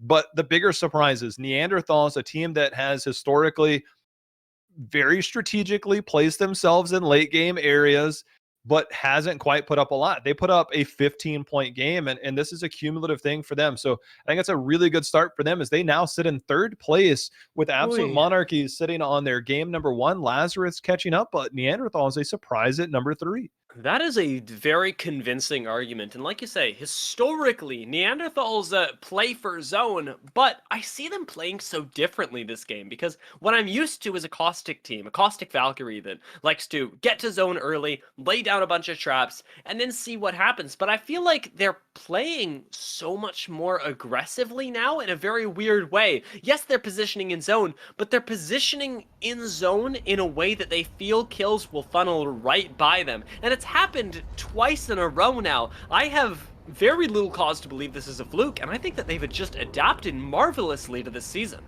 Yeah, I mean, there's been a couple of teams that we've seen that, I mean, you learn a lot more in defeat than you do in a victory a lot of times. And I think getting to those places, getting top 5s without much KP, I don't think you learn as much about that. And I agree with you. Getting away from that Caustic, I think, I don't want to say it was a crutch, but it's definitely one of those things that you feel like, oh, we're just going to be a defensive team. Every good defensive team has to have some type of offense. Some of them are very offensive oriented with little defense. Looking at you, Revtane teams. But I mean, it is a nice contrast from what we had seen from them over the last few months. So it's really nice to see that start to unfold and lead to some success. And we got that Revtane coming up again as well. Pubstars, thank you so much. Thank you so much for bringing it over to us. We will have yet another 20 teams dropping in here. We'll see who ends up coming out on top this time. I'm still waiting for Benchwarmers to have their pop-off game. They've got some really good mid-games behind them, but it seems like that zealousness. The fourth zone. Yeah. The position that they held, there was a lot of action going on, we know, around No Name, so we didn't get to quite see when they went out, but that position that they held, they didn't quite hold up, and a lot of pressure does go through there, as we'll figure out what's going on here in a second. And that position they were in Frag, at the northern end of Frag, that's normally, it's not an easy place to hold, don't get me wrong, it just, you normally have a little bit more control. It's just, if one thing goes wrong, it can spiral out of control. A lot of third parties like to come through there because you have teams that are rotating in. Lazarus, one of those teams that came from the north side. So a lot does tend to break down in there. And when you have that zone that does pull a little bit to the east of that, now all of a sudden everybody's trying to get into that small little area and you're the focal point of it. Yeah, we did have a little bit of a match fumble there. We're getting everybody in lobby once again, as it seems like we missed a few folks, and we definitely don't want that to happen, Jay Howe. We gotta get the full squads in here as much as we can. So I for one am happy to wait to see what sorts of performances we can get once again. We've talked about a few of the squads that are coming onto World's Edge today, and some that have had their time, some that haven't. We see Lazarus, we see Neanderthals. We're talking about them. Absolute Monarchy are doing really well. I'm still really excited for Noble that have yet to, again, really have their breakout game. This is a team that has been forced to shift where they're landing due to the qualifiers meta as it has been, and now we're going epicenter survey. I'm wondering if that's impacting their performance. I mean, Noble is the team that has the pedigree. They've been around a long time. Everybody knows and respects these players. I think a lot of people expect them to be at least, if not one of the winners throughout one of these 4 weeks, one of the other 16 teams that will get in via points. So I think for them, no matter what, as they figure out, even if they don't get in week 1, it just is a stepping stone for them to continue to have that success. And they have that. They have that consistency you look for. You know, there was teams that you mentioned that might have a little bit higher highs, but they also sometimes, because of that risk, have those lower lows. Noble isn't one of those teams that tends to have that. I don't want to say they're middle of the road because they're much better than that, but they are one of those teams that they will, from their experience, be able to adapt to a lot of these situations. Despite some changes, it still goes to show they're doing well, and we're waiting for them. They're a team very much like Lazarus that we know at any moment they could be a first place team with 12 to 15 KP in their favor. Yeah, and much like them, Noble they have this thing where yes, they're very good players, and yes, they can have very high highs, but you talked about mitigating those low lows, and I think a lot of that comes with just the competitive experience. They have been around for so ridiculously long at the top level, hovering in those lobbies, and even popping up in ALGS, and they just last season. That alone is sort of pushing them through and keeping them from bottoming out in the way that some of these teams do when they have poor performances, when they make bad decisions. Noble do have this sort of fallback, almost second instinct that they've accumulated, and it's not just them. You know, I want to take this time now that we have a few moments while we get the next lobby set up. There's been one big thing that we haven't talked about today that I think definitely needs to be addressed. There's a team noticeably absent today, a team that has absolutely been running tourneys over the last 2 months or so. And I mean, they have been dominant to a point where they've been winning tournaments over and over. They've been a force to be reckoned with, but they had a pretty rough weekend, and a team that we expect to see here next Monday, and potentially one of the winners of the week. But 2B1C is absent from here. We talk about some of the teams with the experience, and they've been together for a long time. 2B1C, a team that has come together, had a few shakeups, but they're a team that has definitely been, despite the shuffling of rosters, they've been a team that you and I have seen been dominant these last few months, but noticeably absent today. Yeah, they definitely got a really stacked roster, and I think that speaks volumes as well, because the fact is that the qualifiers have been really, really difficult, and we've got a lot of good teams, much like 2B1C, that didn't manage to make it, and be it by an inch, be it by a mile, the fact is that only one of these teams is going to be removed in a way. After today, only one of these teams is going to qualify and not want to return, so lobbies aren't even really going to get that much easier, and even missing out on a single week can really hurt you.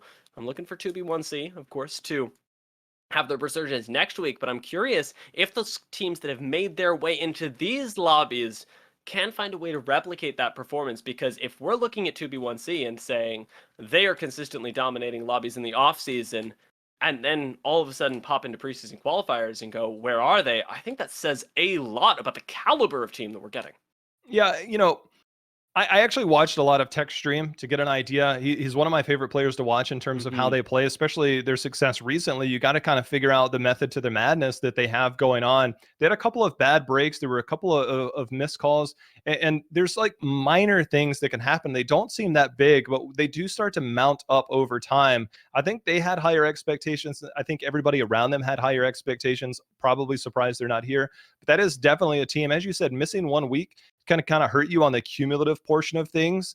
But I do think that, I mean, they could show up during our week number 2 and just come out and win. That's how good of a team they can be. So, but they will have a little bit of catching up to do in terms of points if they aren't able to win out through one of the next 3 weeks. But good news, Dia, we are loading in and getting ready to get underway for game number 3.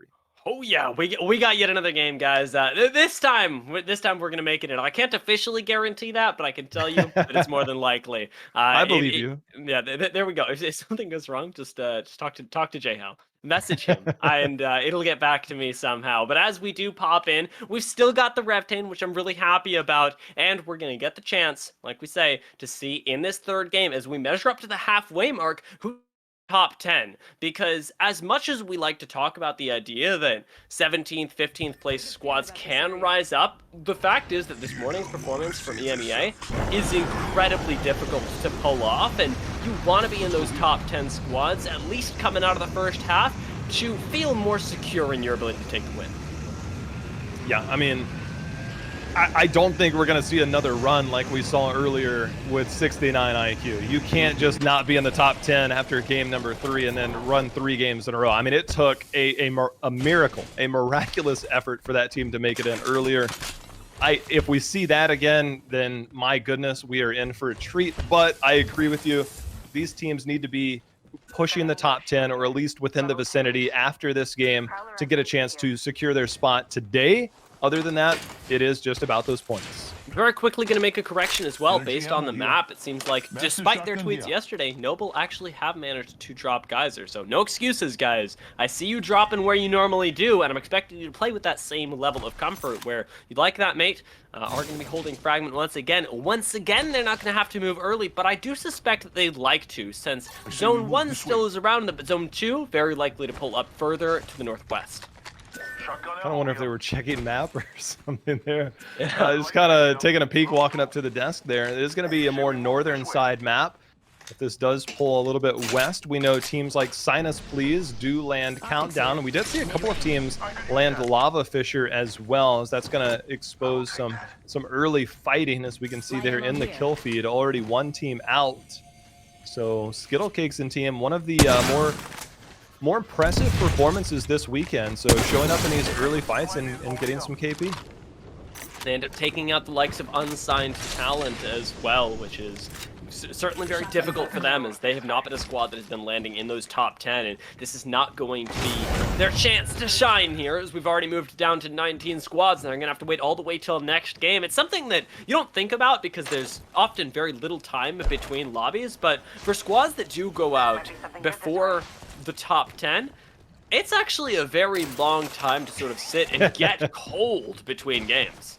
Not only cold, but I mean, one thing I played in a few tournaments a long time ago, and I can tell you, sitting there and spectating, look, I didn't have expectations. These teams have expectations.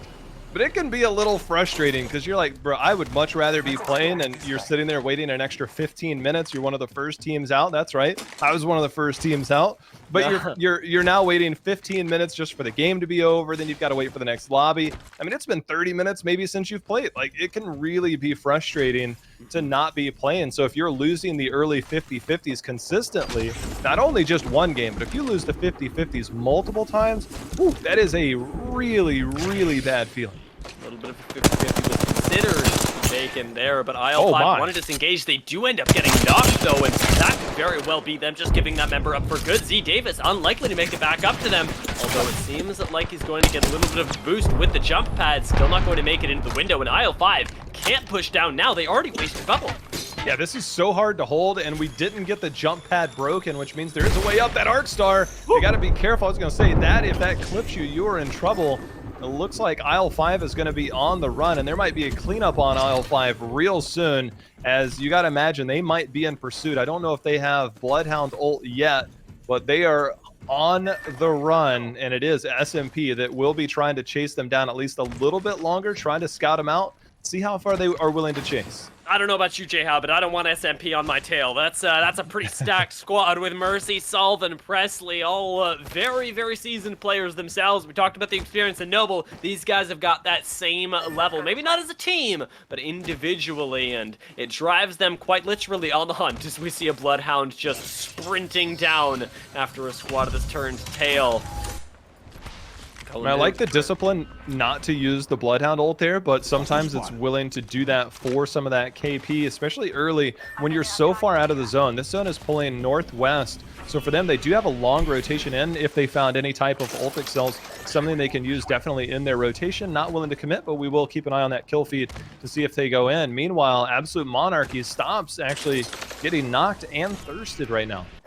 Really tough break for Absolute Monarchy, who did find the win in game 1, but seemed to be struggling a little bit in the mid game this time, being taken out by a different squad entirely. Yes, they're not all gone yet, but coming back from a two-man scenario can be very difficult, or rather is very difficult. Noble in a similar, or looking to put another squad in a similar spot right now, are creeping up on him. Very little audio to come with this slow movement, and definitely want to pounce before the jig is up. Well, I believe that was washed on the other side, and we do find that I believe there's even another team in the area. It is washed sitting there, but they're actually being pinched from multiple sides. They need to drop off this and maybe hit the reset. By the way, we will have to catch up on this, but I believe we actually got a kill on the south side as well from our team that was being chased. Actually might be recovering, as I saw Fennec.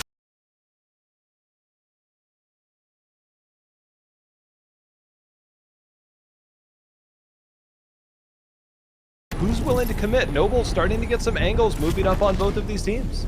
Yeah, it's all gonna be about that first crack right now. We'll keep our eyes on Noble to see whether he or any of his team end up finding one or taking one. As Buff Pathfinder, definitely not to be tangled with unless you get that crack, especially since they're all running on the purple shields, moving all the way down towards Climatizer, or should I say up? I'm not sure. It's down, but it's also up. Down the hill, up the map. I mean, I'll take it either way, man. But right now, Noble, they've actually found a little bit more of a distraction here around Epicenter. They're trying to get some of that. That's going to be a Wraith tack out. Again, a lot of these players, it's absolute monarchy. Sleepy Panda, the lone member left. They're going to try and defend there. I mean, they're going to defend well, but you have the entire team in pursuit. Sleepy Panda is going to have to pull off one heck of a play. Unfortunately, that is going to be the end of absolute monarchy. Out early again, Dia. That is rough, and the high highs are really not ending up paying off for them as we get further and further in this lobby. It hurts to see, but at the same time, it's good to see a team like Noble so thirsty on the hunt as they managed to chase that all the way down. And interestingly enough, Jay-How, as we get further and further into the games, now that we're about halfway, the pace of the game is increasing, which is pretty counterintuitive. I mean, it does feel different, right? I mean, there's definitely been an increase in the early activity. However, we are looking at potentially a Skyhook zone, which we know those things with all of the buildings here can drastically slow down the game. We do see Pubstar sitting on a Revtane, which does feel weird when you are kind of just holding up an area. I mean, when do you kind of pull the trigger on when to go? They've got the pad prepped and ready, but it's more third-party opportunities. But in these buildings, teams tend to coexist. And L-Star can open those doors. That's pretty annoying, actually. Just watching them constantly be open. McNuggy Bud is sitting down here just being on door duty, which is, albeit not the most exciting thing, but it could be a lot worse, as Rule of Theory, or at the very least graced to be safe, and Hollow does have plenty of ammunition to keep bothering them, but at the same time, the question is really, when is it going to become time to pad? Because this team, they can make it happen. I mean, they're going to have it real quick too for that team. Meanwhile, Buff Pathfinder on the north side of the map is actually going to find Malice Mamba up there. That's going to be, Malice Mamba going to be the first one to go down. So a lot of trades coming in. Zerbo, the other one, Gibby ult coming down, but Bursty is going to be the last one left of Buff Pathfinder. Has to take the 1v2 here. It looks like they're going to be out of the game, and it is going to be Washed. These teams finally did get that full engagement. Looks like Washed is going to be the one getting those kills and sending out Malice, Mamba, and squad.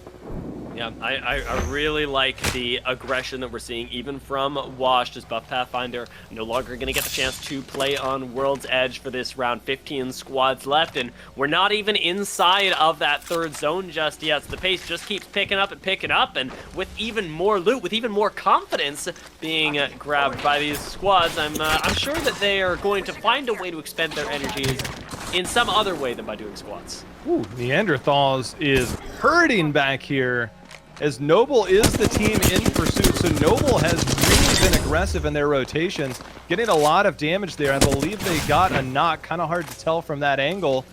Also see Rambo in the kill feed with the longbow. Nice. If you're getting the kills with the snipers, doesn't necessarily mean confirmed kills. Maybe just some poking going on. We'll keep an eye on that. But right now, Noble still looking to be aggressive, but that's going to be a Wraith portal at least. If they get a knock, I was going to say that is a different one. So looks like the other team did manage to get out of there, did Neanderthals. Yeah, charged rifle or no, it's still very difficult to push up on these teams, even when you get a knock, much like we see Noble do just there. As right now, Killfeed is kind of blowing up. Renegade finding several kills alongside Serial, and we'll see how that ends up shaking out. XD seem like they could be finding some nice KP to boost them up in the standings. They haven't quite found their stride just yet, and Noble are looking to keep a few more teams from finding their own. It's a weird spot to be in. Skyhook zones are very unusual, especially because they're so rare. Yeah, well, they've been rare as of late, that's for sure. We do see the Revtane is in full force, so they're trying to get some of this. With gold shields, it's easy to reset and push forward. There's a caustic inside, so doors are locked, and that will put the brakes on Pubstars. But I do want to go back to XD. That's a team that's been very aggressive, rotating around the edge of the map. We haven't had a lot of teams do that yet, but that has paid off. We know they have at least 5 KP. We saw the 5 kills on 1. They are the kill leaders, so they've actually been very aggressive. They're nowhere near getting into the heart of Skyhook, but there's going to be a lot of places for them to get into. But it's everybody else that they've met on the outside has actually been fallen by XD. It's just now, are they going to be able to capitalize on all that XP with some placements?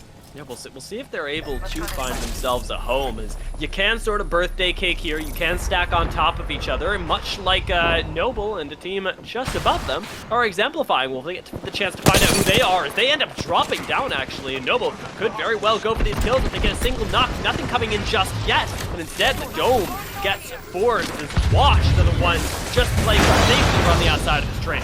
I mean, Washed has managed to rebound, recover, re-engage multiple times now, and this is working out really well for them to continue to try and get aggressive. I mean, can they generate much off of it? Probably not, but it's allowing them at least some safety. But they do have to find their way in somewhere to where they can just reset, calm down, make their next calls. There's been a lot of desperation calls. It's not going to get much easier. The zone's not far from them, but we can see it is pulling towards the northwest side of Skyhook. So while they're in now, with Noble above them, both of these teams, they might just look for a fight. You got that utility? That's the question everybody's asking themselves. Grenades right now would really spell disaster. Dome ends up being forced off of essentially nothing, and Noble, they get to back off and wait for that cooldown, play in their own zone as they use their own bubble now to play aggressively, to use these shotguns and get their first knock. Antboy ends up falling. Shalone follows him right afterwards, and Noble, they're going to win this fight. They're going to take out Washed and send them packing with a few bullets on the way. Zerbo ends up falling, and Noble keep control of the train yard. Yeah, it's good that that was a clean wipe because we saw another team coming in for the third party. We know Diner is just to the west of them. Teams do like to play in that area. They weren't able to get much going. So Noble with the clean one. It was a gutsy call by Washed, but they identified that Rack was actually split from the team. So they tried to bubble up, climb up over the wall. I don't know if they got stuck on each other because it did look a couple of steps slow. So the execution for Washed didn't pay off, but the defense for Noble, as you mentioned, the bubble plays, that's where the Jibby comes in. The shotties came out. Noble picked up the KP. Cooldowns really, really important there, and nice control from Noble, who have really exemplified how to play this northern end of the zone. I really like what they've been doing, not only managing to find themselves a lot of damage, a lot of knocks, but importantly knowing when to push and when to play a little bit more defensively, have absorbed a lot of aggression. Now, maybe going on the aggression themselves, is we did see that portal that might be taking them into the faces of Sinus, please. You know, we mentioned Pubstars earlier with the ult. Looks like they did show up in the kill feed finally. Not sure if they did that via the Revenant ult, but finally generating some. You know, when you play that team, it's almost like you're expected to get KP, especially early, but it's been difficult in a zone like Skyhook, but for them, they are finally starting to kind of get the wheels burning a little bit. And with this next zone closing in 40 seconds, these teams in the center might look really good, but all those teams on the western side of Skyhook seem to be having a little bit more favorable positioning at first glance. I love what Noble have set up here, though. Just being inside right now, being able to, or rather only having to defend these two entrances and being able to stack with the team that's on top, like Sign Us Please, gives you an incredible amount of safety and ability to just pick up kills as they come by, much like Neanderthals have been doing time and time again in these lobbies. And with the zone coming in at their backs as well, the game really only gets easier for Noble from here on out as much as the pressure increases.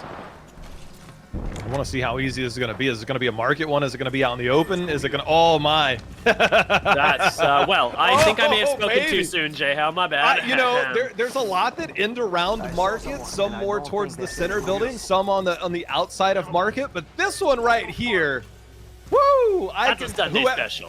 It's XD, the team that was playing the edge of zone, the team that had been fragging out of their minds, somehow is graced with now the best position in the game. So XD said, hey, look, we're late to the party, but we still have the best seat in the house. And Neanderthals, the team that we also mentioned that does like to play in-game zones, they have read this one really well. They do have a little bit of zone to move into, but they can play underneath the tracks. But oh my, all these teams and buildings, woohoo, they do not want to see this zone. They're so mad right now. They're all sitting there going, I used my Wraith portal. We've sat here for ages. How is this real? But man, oh man, you can't do too much about it now, as eating into XD and Neanderthals is going to be the name of the game for a lot of these teams. Trials dropping down right now. Could be a fight brewing, as you definitely got an Octane on the outside right there. Renegade's got to take this 1v1 by himself. Now finally getting assistance from the team. Dips inside of the bubble to get himself a little bit of a reset. Bubble goes down on the outside. Next shot with the Eva. It's going to be the first knock onto Lazarus. XD seem like they're winning. They haven't lost a member yet. Helping is low, but he is alive. And XD managing to outlast right now, using this ring for their safety. It is a 1v2 with the health bar so ridiculously low, 63, and a knock comes in. This could be XD all the way, but Neanderthals have come in to clean up. Are they taking control, or are they being third-partied as well? The action never stops. I mean, with the Gibby ults going down, it's buying precious time that they need. They need to get Renegade back up, but it's Dude's Night Out that is now joining the party here. Neanderthals might get a full retreat, but Dude's Night Out is making sure to come in for cleanup. They're going to pick up some KP, and they're going to be going for more. In that truck is going to be the demise, as Dude's Night Out have come in for the third party. They actually have a beacon scan as well, so we know that zone is coming here. They wanted that spot. They did more than take it, as they now sit on at least 6 KP, and now they have taken over the dominant position in this lobby. XD, Lazarus, Neanderthals, they all hurt after that, and holy moly, with that, Neanderthals not only hurt, but they're gone. Amazing play from Dude's Night Out, and yet another team that hasn't won a game, that has yet to reach that top place, now in the best position to do so after an amazing shot call with great timing. I tell you, all these teams that are sitting in these buildings and in market, there's only room for one. There's a head peak as you head northwest out of here, else it's the tracks that you have to play under. You might see some really chaotic plays here, teams that might just be playing for KP and less about placement. You have multiple teams in this building, and they are all going to have to fight for one spot to just make it into zone number 6. So right now, they are charging up. You're going to need another ult excel. You are 40-something% away. You have to do more. Meanwhile, Noble, they are hurting, trying to play in and out of this zone, taking a lot of damage, but it looks like Noble is going to go out, sitting us down to 16. And who is that team we're looking at? That is Madness, the one that takes out Noble. So we now have bench warmers in a top 6 position. They've been fighting on the furthest end. Now it's time for everybody to make their way in here in about 20 seconds. With Absolute Monarchy gone, with Lazarus gone, with Noble gone, we are going to be getting a new champion here, and it might just be the Benchwarmers, as they do have control of market. Their aggression has been tempered a little bit this game, I'll say, as the KP doesn't stack up in the way that you'd expect from them, but man oh man, can it really start to roll in with still 6 squads left up right now. Estrel's still waiting on some way to get out of their building without being lasered through by the squads on the outside. Well, here we go. All these teams that are in this building say hello to each other. And it's going to be one big Horizon ult. Might actually be working against them. Pub starts the first one out. They're going to try and get some KP as they go in, as opposed to they go out. Rolla Theory, the team that comes out of there, only one member. That's going to be some shots in there. That kill feed is on fire right now. 5 squads left, only 11 members. Meanwhile, frag grenades, that's going to spell the demise and send Caustic flying. Bench warmers now knock, the only one remains. Has to try and survive. 3 teams, 2 teams. My God, this all of a sudden erupted. It's going to be Dude's Night Out coming in to try and clean that up, and just like that, Dude's Night Out is the champions here in game number 3. Oh my lord, in the midst of the chaos, they do it not once, but twice. Dude's Night Out. What a performance there, and Duplex really coming in big. That kill feed was lighting up, and I was seeing members of Benchwarmers fall to this guy's laser beam.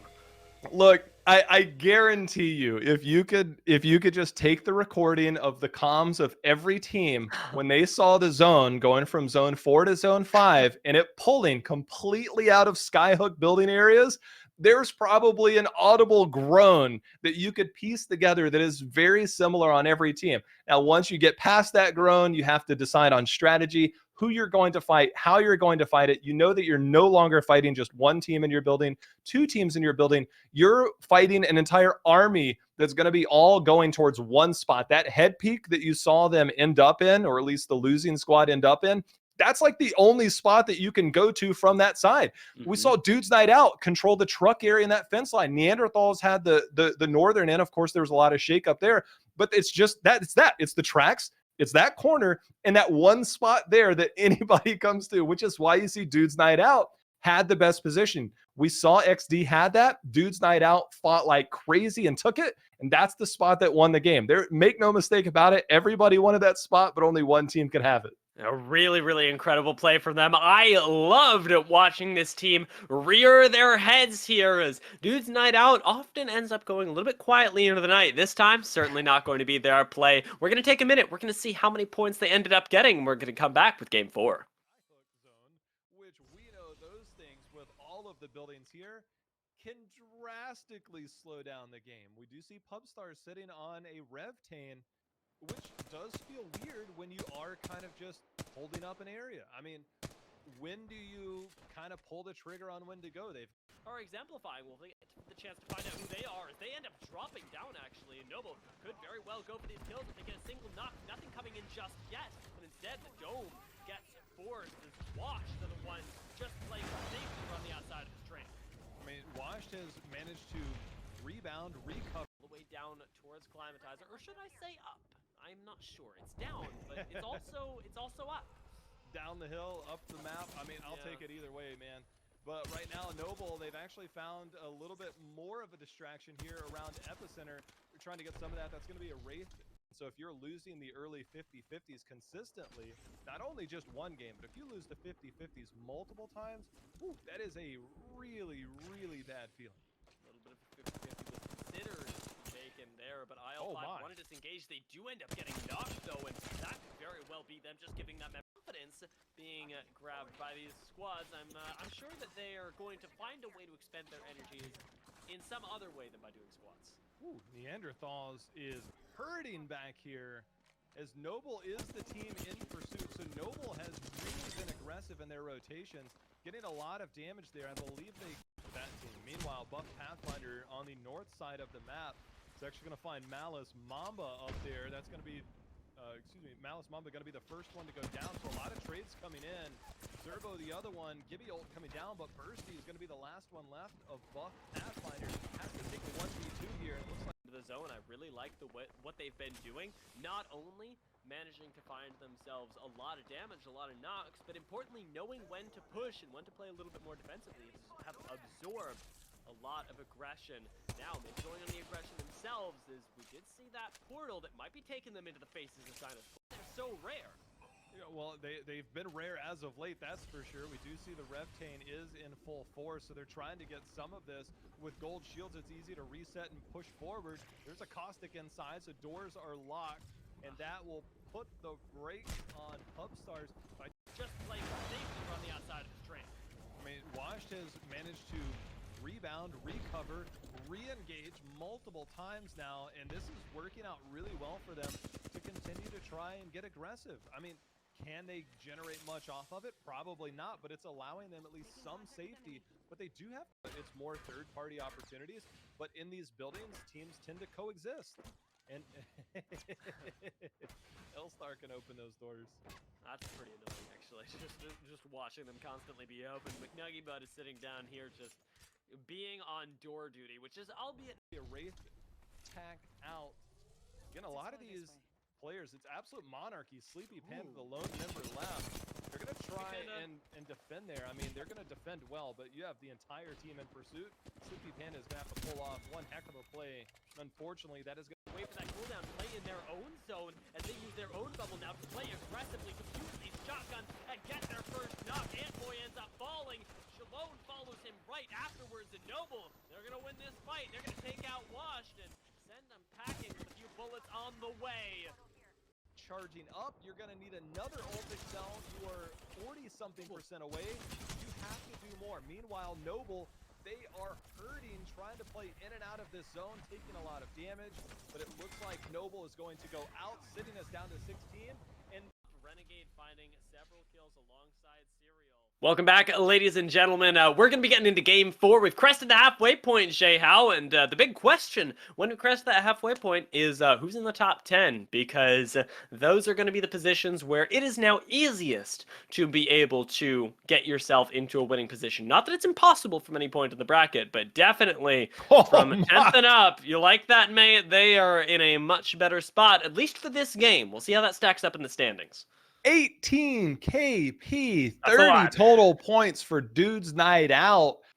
Astral doing well. Also, Benchwarmers finding themselves another top 3 performance. You can rest assured they will be up near the top. They actually are second, despite being the only team not winning the game in the top 3, top 4. They are second because they are fragging out. They are putting themselves in position to be the first team to qualify here in NA. It's so crazy how just despite the fact that they didn't win, just consistency in hitting people with their guns is keeping Benchwarmers alive right now. Not only alive, but thriving, and all the way down again to You Like That, Mate, who do find themselves in that 10th place spot.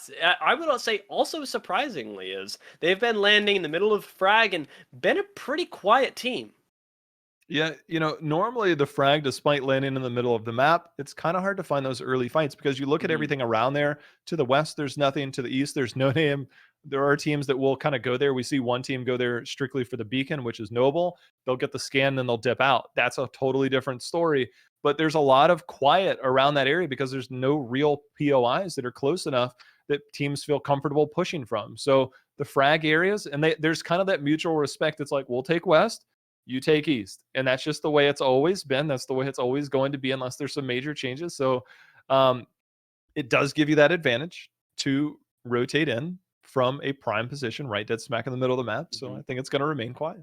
Yeah, and right now, I mean, at least so far until last game, we also had a lot of central zones. So we didn't get that sort of southern focus that we got towards the beginning of this morning. And I'm curious as to whether we see these zones move around a little bit more. Skyhook is a big departure from regular, and we already know that zones can really change the way that teams end up placing in these games. It is a huge part of how the zone fits into your playstyle, that zones can really change the way that teams end up placing in these games. It is a huge part of how the zone fits into your playstyle that determines how many points you end up getting, and ultimately how successful you are in tournament series like this, where it's how many points can you get in the 6 games.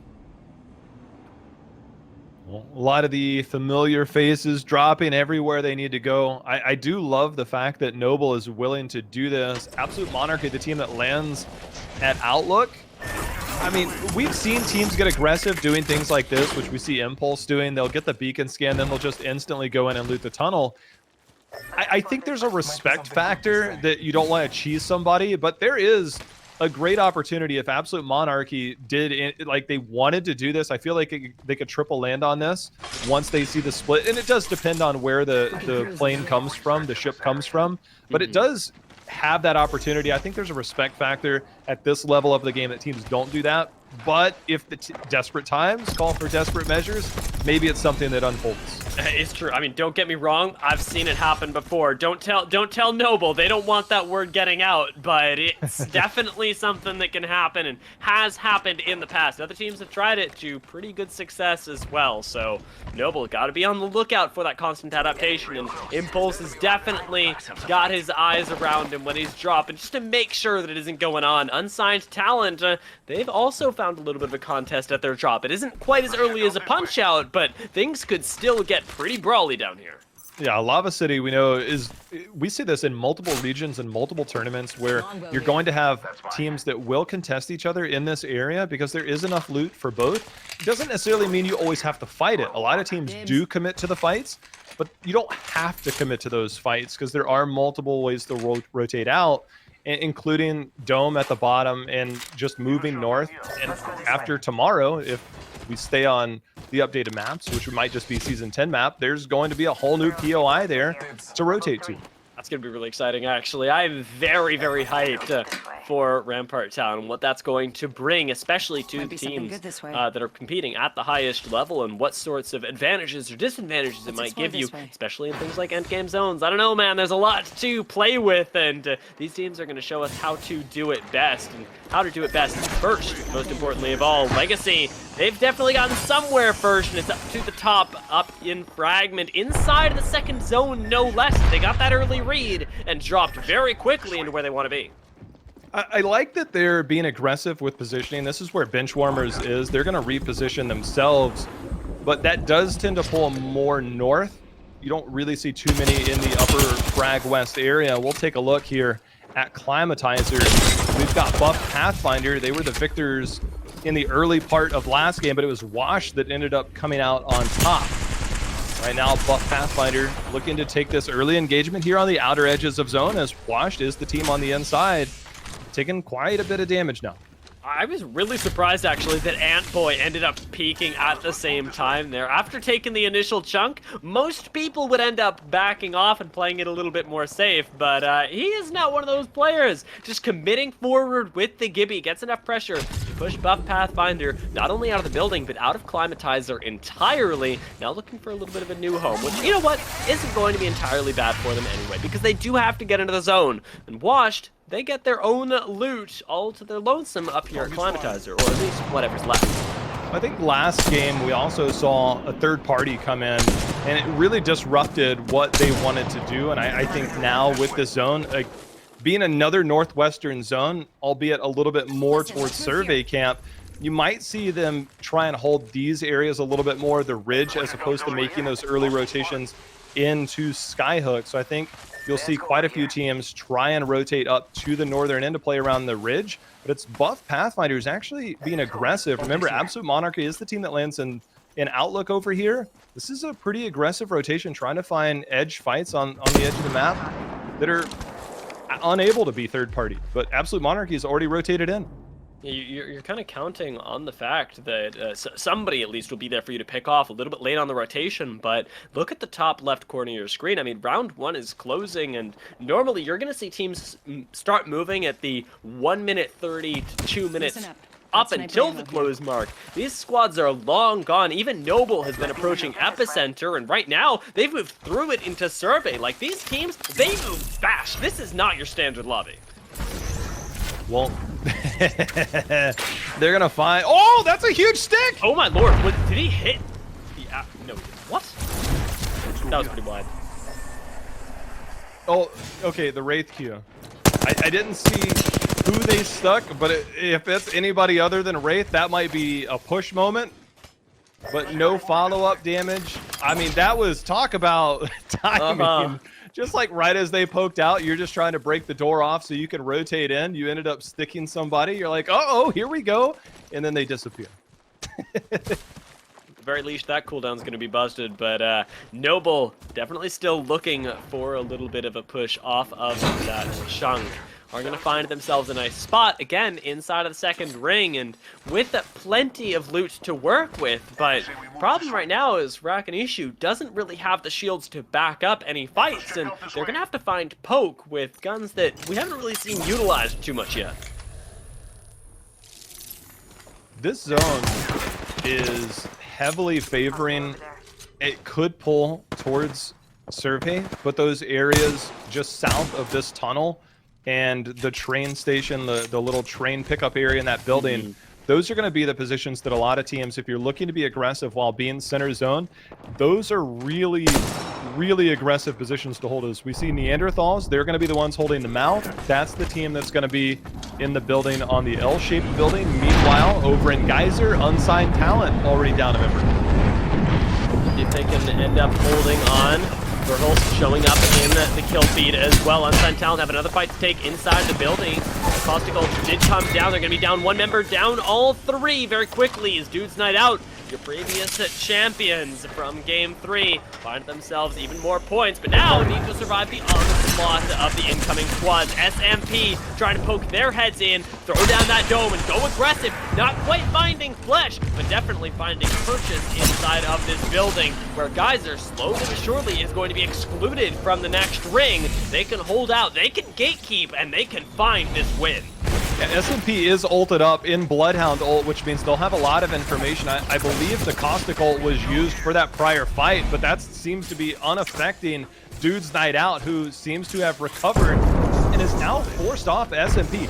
What a hold. This is the priority that you see. We did see Caustic actually really low, but this is the difference between that member going down and that member staying up, allowing you to defend versus third parties, which is why clean wipes are so critical to defend against those, and they did it. What a hold there.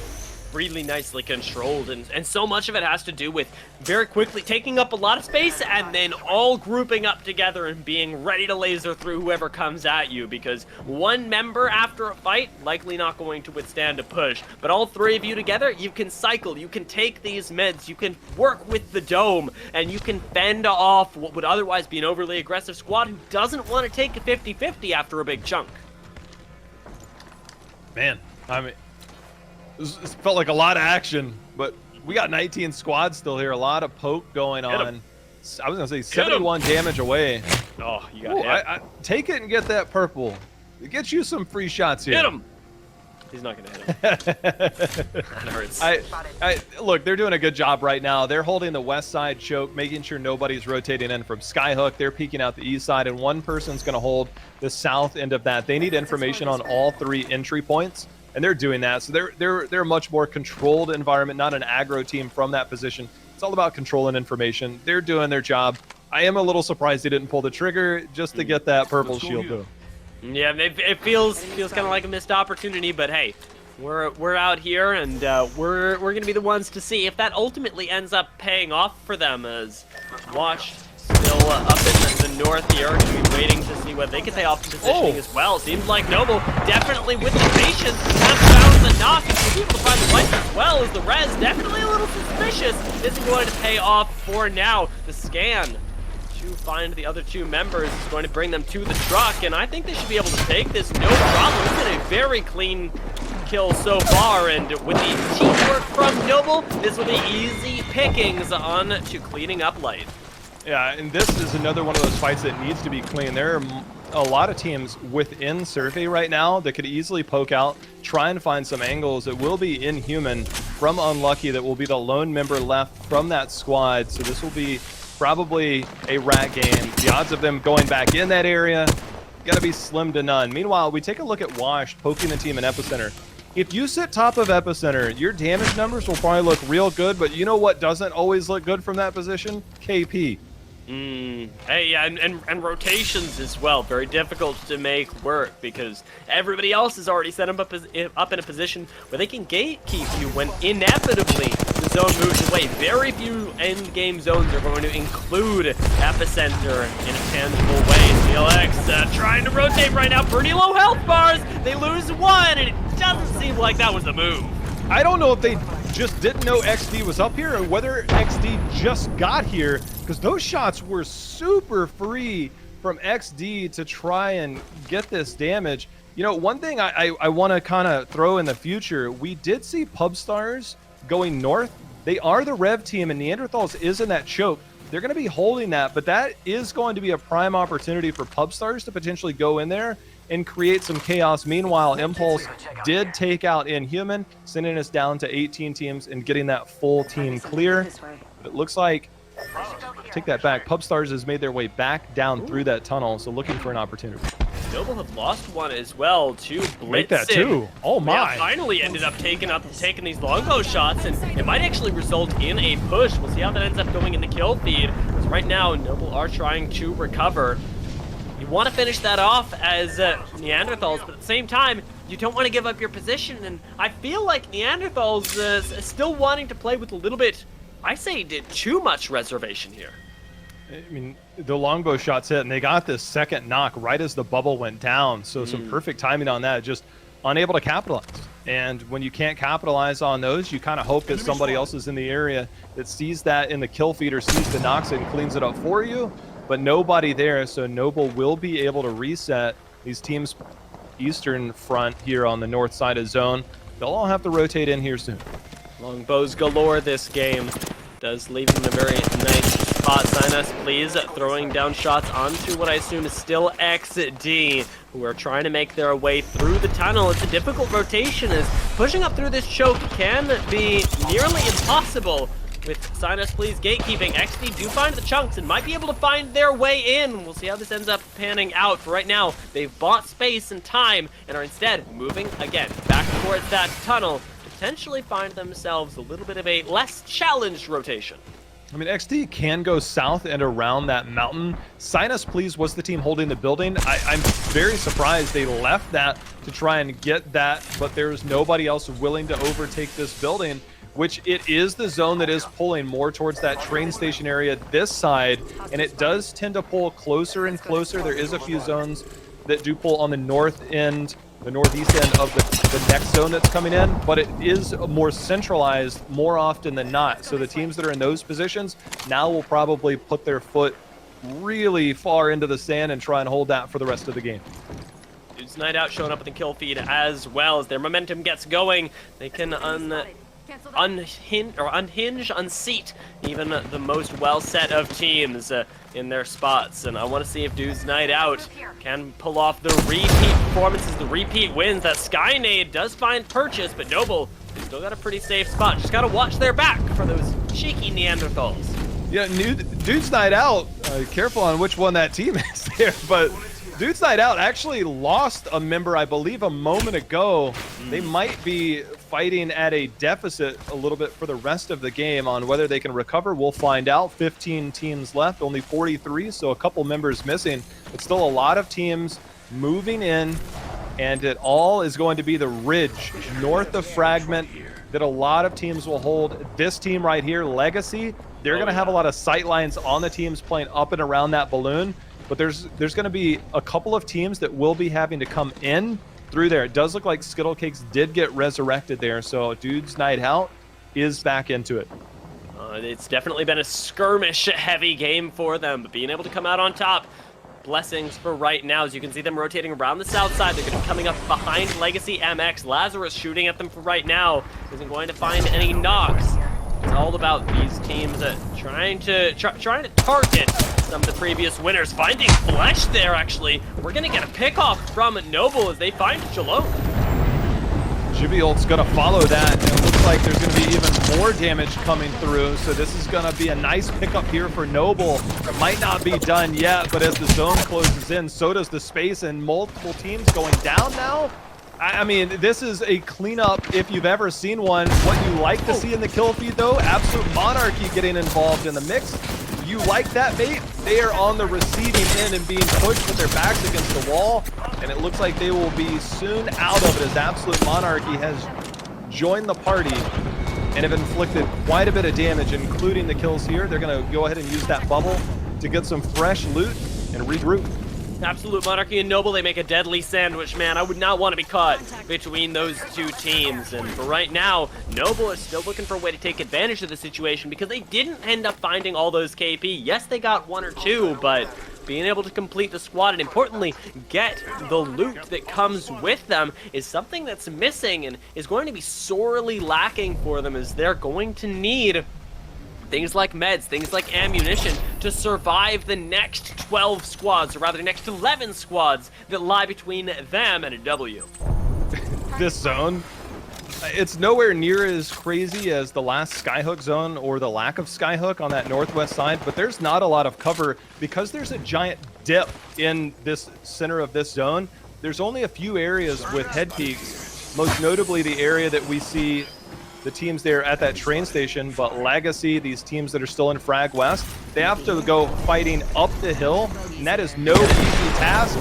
Not able to hit that good bubble to get there. They still have to find their way in wherever that might be.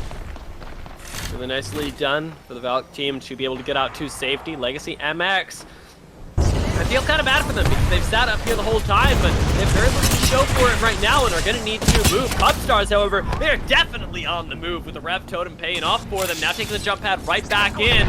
Wanted to finish off this squad are going to be eating a defensive bombardment pretty soon, so we'll have to actually hold up underneath the bridges. Neanderthals are holding them back, taking that high ground and continuing to move down the bridge into the waiting arms of bench warmers out here. Neanderthals, bench warmers, and pub stars, they're all in the same place at the same time. Who will come out on top? Neanderthals, they're getting taken down. Pub stars are chewing through them, and bench warmers, they're engaged in an entirely different fight over on the side. Now trying to chew through Pro MK to take out Jaguars, and now end up losing one, end up losing two, as they are going to be finished off by XD coming in from the side. I mean, XD seems to be a team that loves playing on the outer edges of the zone and punishing anybody that fights or finds themselves solo. Some big longbow shots. Absolute Monarchy holds high ground. That is not going to be in the zone, so they'll move over east. They are looted up. Dude's night out. The one member that's up there just going to have a self-ult. I was going to say, hold on a second. Yeah, that is going to be the downward spiral. Meanwhile, Noble, one of the teams that is still here, Absolute Monarchy as well. Pubstar is still managing with this rev to somehow survive that crazy choke that they had to go through. Now, part of the top four. Absolutely ridiculous that they managed to get out of that as well. They were playing in the zone, and it was an out microwing, and honestly, the fact that everybody was engaged in the fight there saved them because they just had to fight against the one squad. Now, not nearly so lucky, as Zone is pulling way out into the open, and Revtane has taken them far. We'll see how much further it can push. Pubstars might just be in a position to take their first game, but Absolute Monarchy, they want their second as well, and they're in a great place to take it. Yeah, Absolute Monarchy has fantastic positioning. Those rocks in front of them right there, on the very close one, you can see they're actually pinging it. That's where they want to go. That's the head peak. It's the ones in front of them around on the other side of those boxes that is difficult. They do have to be careful. Sleepy Panda took a lot of damage in his one shot. If they go down, that can change the tone for this final ending. Noble finds themselves on the outside looking in. They have a portal to go in. They're trying to wait to take it. And here we go. Teams are about to erupt on top of each other as the bubble goes in. They're looking for a fight, or are they even knowing that they're there? That's going to be Hollow coming through. Hollow, a lot of damage, and it's up to Salos. Oh, he managed to clutch it out. But he can't get his team, and the defensive bombardment is too much, and just like that, Pubstars end up beating their end as Renegade picked them up, and Noble, now they're fighting with the last squad remaining. They've got all three members. They should have this game. Noble, they may just be winning their first game of the day, and right now, with the shotguns out, they end up clutching it. This is the team we knew was capable of winning not just one of the games or multiple games today, but potentially being one of the teams that wins in one of the 4 weeks. They've been performing well. We were waiting for that breakout moment. We got it here in match number 4. This was a statement game, I think, for Noble. These teams playing around the northern end, the edge of zone on the north side, the ridge up at the top, the ridge where Absolute Monarchy is. Those are the spots that can be most dominant when it pulls away from survey. And it proved fruitful for both of those teams that came in first and second. Really, really nice stuff from, I want to say, all 4 of the squads that ended up being in that last circle. And I feel like these last 2 circles were just chaos after chaos, because there was such a lack of focus from everybody in the lobby. Normally you see at least 2 teams that everybody knows where they are and they're going to get lasered down, and that is what matters. But it feels like everybody was just off in their own little worlds, taking their own fights, and it ended up being that led into a very snowbally ending where Noble seemed like they were able to clean up off of what was just their own fight and turning around and going, I guess there's only 2 people left. Well, they had like the safer side on the north side. It was all those teams that had to come in from Frag West. We saw a luxury. All those teams have to make their way up that hill, which is, I mean, that is a very difficult hill to climb. And it's definitely difficult when you have all those teams that had compiled in that area while you're being gate kept from a team with a head peak on top. And then that train area is where a lot of that culminated too. People know that's the only way to break line of sight for all the teams that are on the eastern part of that ridge. And we saw how that turned out. That ended up becoming an absolute graveyard where everybody started going down, including bench warmers in that. It seems like they had won the bigger part of the fight, but it was XD that managed to come in and clean up a lot of that and spoil their potential top finish. And they ended up securing a little bit of KP for themselves. XD has really been making a statement for playing on the outer edges of the zone and punishing teams. Oh, they have been extremely strong, and the fact that they were able to take that unexpected from both teams, I would expect, to fight there and still manage to not win, but come out even, take somebody with them when they didn't expect to have to, when their focus was on the rotation. Really, really impressive stuff. I want to see how they continue to do, and I want to see how they're stacking up. First, Jay-How, we got to do my least favorite thing, and that is take a break, do some math, and then we'll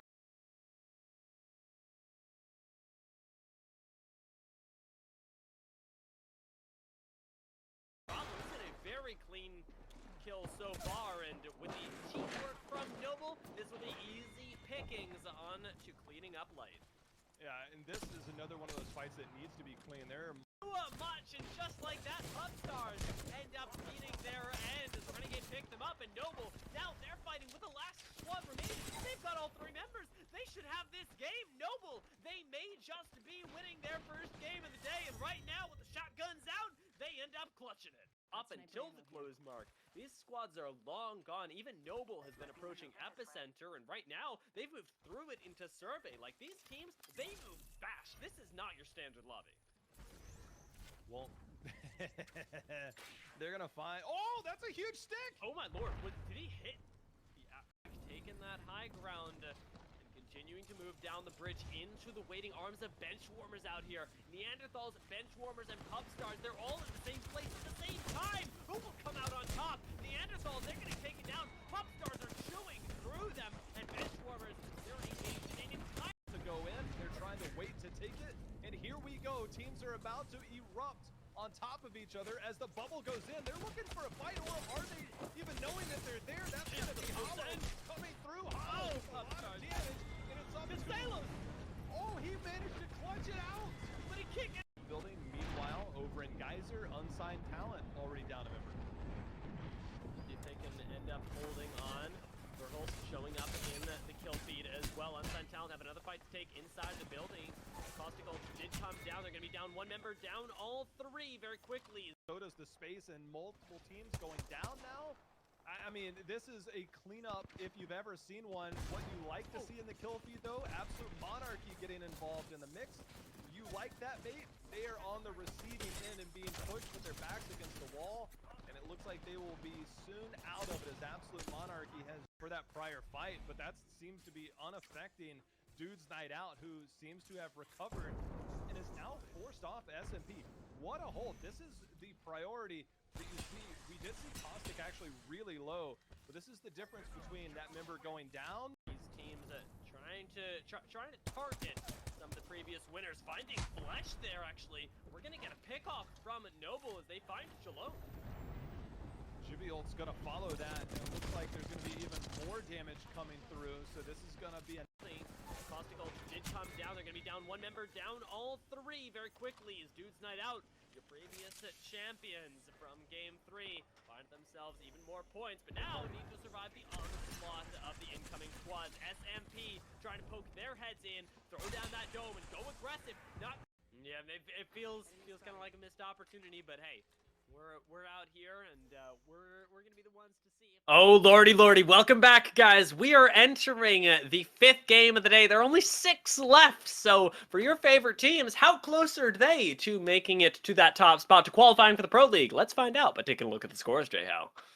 Well, Noble put up a really good game last game, getting 22 points. A lot of teams are going to be in contention when we eventually look at that, but Absolute Monarchy, another good performance, not necessarily a first place performance, but another good performance that puts them as probably one of the front runners today. Dude's Night Out also there. Pubstars had a good game finally there for them. So you've got a lot of teams here. Now Noble has taken over by 1 point. Dude's Night Out still sits really close, and Absolute Monarchy. All of these teams that are winning games are there, but Benchwarmers still within striking distance at 4th with 39. Yeah, that is a close top 4. Like, within just a few points of each other. A win alone from Benchwarmers would put them over the top here. And that's the real interesting thing, is when these margins get so ridiculously thin, especially as we come up on these last couple games, that it is anybody's first place spot. And that's what I like to see in the qualifiers, that we are getting so much competition at the highest level that it is almost a shoo-in that all these teams are going to make it at the end. The question is, who is going to make it today? I mean, if we look at bench warmers and we look at Noble and we look at Absolute Monarchy, it's definitely not a question of will they get into ALGS. It's a matter of how they get into ALGS. Will they win one of the 4 weeks, or will they just accumulate points over those 4 weeks and get in? I mean, you could put your money on all of those teams to say, hey, this is what we can bank on for guaranteed spots almost. I mean, we know the invites are only there, and anything can happen at any given week, and there's a lot of teams still coming up to showcase themselves. But these teams, there's a reason why they're in the top 3, top 4 right now. It's all of the other teams that are also trying to get the experience within this, because with 16 other spots outside of those, there's a lot of room for these teams to get in and get points throughout these days. So to see this level of diversity in terms of points, because I think down to 8th or 9th, they're only 18 points out. That could be made up over a 2-game span. So I think there's still a lot to unfold, and much closer, I'd say, than what we had earlier in the day. And still 2 more games to go to determine who's going to be a first team in. Certainly so. I am really excited. I mean, I think we've seen the epitome of anything can happen just with our first place teams alone. I mean, Absolute Monarchy, they have both achieved the highest of highs and gone out ridiculously early. Same thing can be said for Lazarus. And as we keep going down the list, I mean, it feels like these games are ridiculously swingy, and they're only getting swingier as they go on. Again, we said it in Game 3, but most of the time, I go into this expecting that we are going to get a relatively fast-paced game into slower-paced games. That's not the case right now. That is a punch. Lazarus have landed right on top of somebody else, and the fight is happening right now. What is this? This is not what we're used to. It's Buff Pathfinder, a team that's been landing at Climatizer, has gone completely on the opposite end of the map. They said, we have not had luck north. Let's try it south. In the meantime, Dudes Night Out, they knocked out Unsigned Talent on the other side. Faster and faster paced is a right, and just because we're sitting up over here at Dome, the rest of World's Edge is not waiting for the observer camera to come to them. They are just going all out, and Buff Pathfinder right now, W keying. Bursty does find himself a little bit chunked out, but still has some shield left to go, ends up burning the Dome. Buff Pathfinder are not giving up this Dome, though. They are closing in on Lazarus, and with the R301 and the 30-30 in hand, it's a lot of damage that can come out in very little time, but not nearly as much as the R99 Peacekeepers. Bursty scares even myself.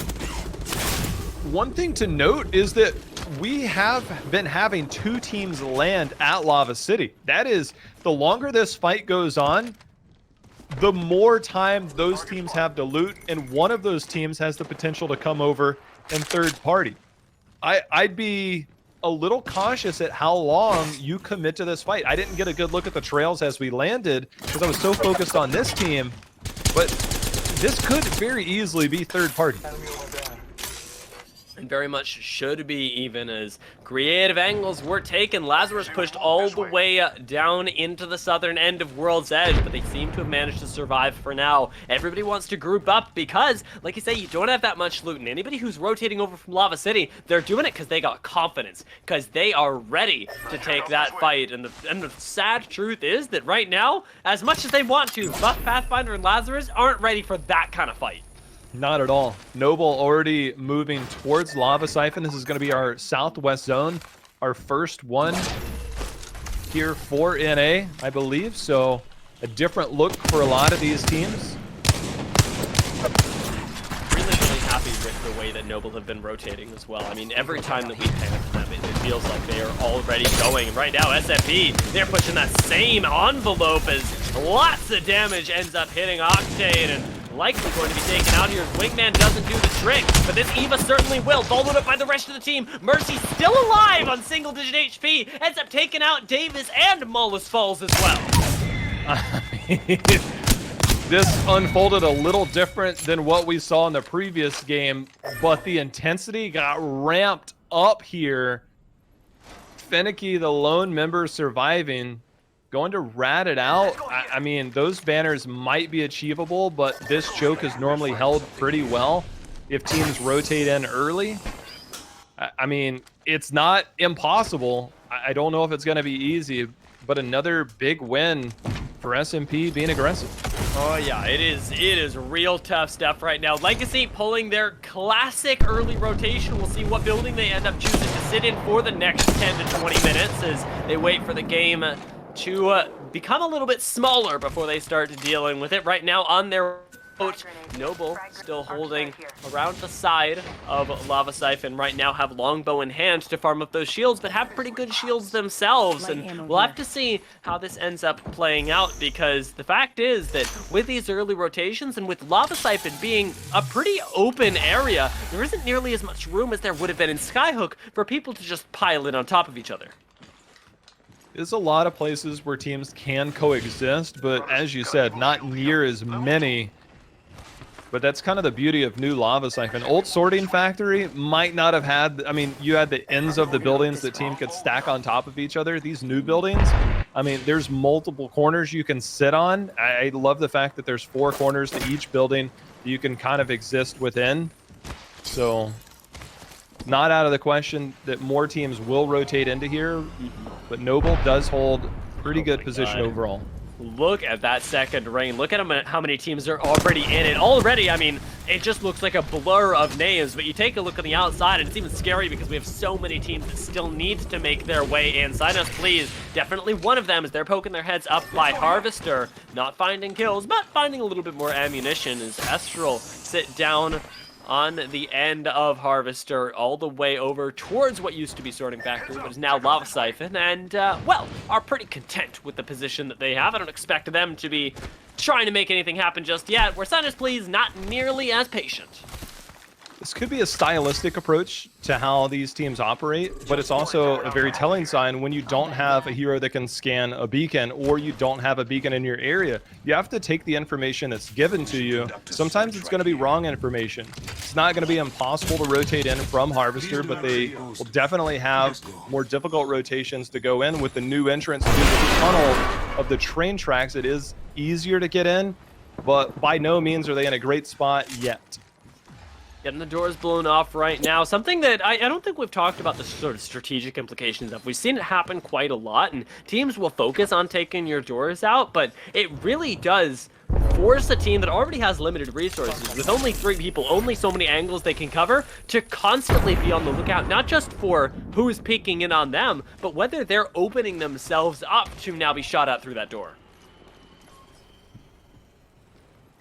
Depending on your economy, Let's go this way. definitely something you have to make very concise decisions on.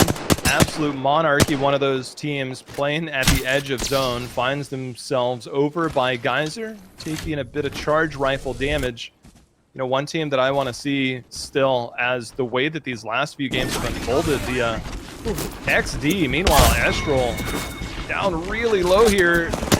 I don't know whose gas that is, but he cannot take any health damage, potentially his own. He can do it. Does have, He can't do it. He's being There's too shot many in the people. back, though. He's gonna be maybe okay. Not with CLX coming in, though. That should be the end of Stars. And unfortunately for them, that is not going to be a good one. CLX end up taking those kills, boosting themselves up. An Arcstar stick in the middle of Harvester does spell disaster. Syncdes manages to survive. Sign us, please. Still end up picking up a kill on side. Inhuman ends up going down. Still don't have a place to really call their own. The doors, again, blown off right now, are providing very little cover.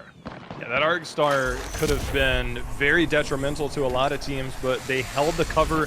They were able to hold for their teammates, Neanderthals, on the receiving end of a lot of damage. One member remains. Potential for banner, potential for a res, but in this area, maybe not so quick. But as we now have these teams seeing where this next zone is, they know that they have to go into Lava Siphon. So Neanderthals does have this opportunity that, had the zone been different, they might not have. Unlucky as well, still presented with the opportunity to recover that banner. Yes, it's going to be difficult, but with Light and Clinical focusing on that and everybody else focusing on getting inside of the next ring, it is possible. IL5 seem like they've recovered pretty well. Remember, they lost Mollis and Finicky early on.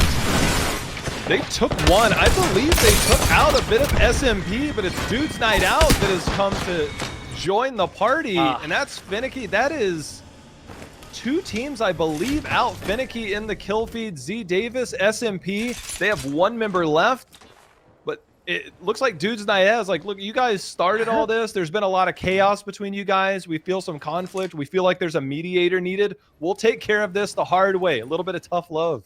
Salt is looking back up there going, what happened? What sort of carnage occurred in this building over by launch site where, look at that, it's just these two squads now, and nobody is coming to your assistance. There is no incoming third party to take out Dude's Night Out. It is just going to be a game of survival down there and see if they can rotate their way out. We'll see LX already holding center of Lava Siphon. Don't have the same problem. They are more about covering their bases. With these huge glass windows on either side, they do have quite a bit of safety when it comes to holding their own territory. And, like you talked about earlier, the team stacking has really started. Yeah. Lava Siphon has so many opportunities available to these teams. We've seen a lot of zones in towards the eastern side of Lava Siphon. There's a few on the southeastern side of this that can also be more out in the open. It looks like CLX just trying to get to a little bit safer area. I take that back. They're looking to get into an aggressive position. That's going to be the death of Pistolo. Some other members from other teams will be in the area, but a nice clean kill will get the skin and at least let the team in the tunnel know that they're here. That was the very last remaining member of Estral Esports. As unfortunately, they're going to be going out once again a little bit early in CLX. They've got control of the center building right now, pushing all the way up to the top. Get themselves a nice spot to fire out on any other teams where Legacy MX, they've taken the spot that was just abandoned. Yeah, I think they love to play a lot of zone. They use this caustic very defensively. They've got the positioning. Whether the zone pulls to them, maybe not, but they've definitely put themselves in a position to be able to at least try and capitalize on something that comes up. Meanwhile, Dude's Night Out moving into this building finds a little bit of company. They do have a caustic. See if they try and push this once they recover. A couple of shield batteries going out. Grenade finding its way down as well, right outside of the dome. Means the buff Pathfinder end up at least keeping a pretty safe zone around them. Down towards the south end of the map right now. And south end of the ring as well. Things will be closing in, but woohoo! With felling one. Dude's Night Out, they might just turn this one around because there are multiple squads focusing up here, and they want this spot bad. Laying down the Nox gas provides them a zone of control as Dome ends up getting one res, and the portal ends up getting a buff Pathfinder back to safety, but they are running on a razor thin wire. Yeah, and the reason being, Dude's Night Out, they're not the ones with the cover. They have minimal cover out on that ramp, and a lot of teams in Lava Siphon have turned their attention when there are that many ults and that much fighting. A lot of teams are going to see what that action is about, and Noble, by the way, sitting on a Kraber can turn any of these fights into an insta-kill, insta-KP for them. So Noble, big pickup for a team primed to be one of our winners today. 145 damage on a body shot means that you can more or less pick up whoever you want as long as they've been engaged in the skirmish for some amount of time. You like that, Nate? Ooh, Lord. That was pretty close on the Arc Star. Uh-oh. That Pickett manages to survive for now. Noble are looking at this, and that's why we're not seeing the push right now. A lot of these teams know it's so dangerous to push across the open area. What are you doing? Woo! Impulse. Said, you really want to go there? Answer, I'm no. talking about how dangerous it is, and this guy's just running across my screen. That's why holding the bigger buildings can be a bit more advantageous, at least at this stage of the game. Later in the game, if it does pull away from there, then it becomes more problematic when you have other teams that are in that building with you that have to spill out at the same time. That's when the bigger buildings can spell more trouble than good, as opposed to these buildings, which might be more advantageous late game. Washed really thanking their lucky stars that CRQ was nerfed, that it's not applying the damage anymore, because otherwise they would be stuck next to just a damage farmer sitting next to them. And for right now, it ends up being a scan, but nothing too much more, is until that zone ends up closing and forcing these two teams together, Washed don't have to worry too much. And Unlucky, They're the ones that have to worry a little bit more as 22 seconds are coming up, and they are still going to have to find a home where the late rotate doesn't end up lending itself to that too often. Look, somebody's going to be knocking on the door if somebody's building saying, hey, are you looking for a roommate? Because I need a place to stay. And some people are going to be a little bit more willing to let you in than others. Neanderthal is a two-person squad. They're just going to try and exist wherever they can. But as a two-person squad, it's almost hard. If somebody comes kicking down your door, you normally have to vacate. The other teams that are holding position, it's a little bit easier for them. Wash down one member with the L-Star coming out here. That thing is tearing through. That's going to be the death of one. Noble poking their head out. Looking to third party, not necessarily hard committing, cross the street.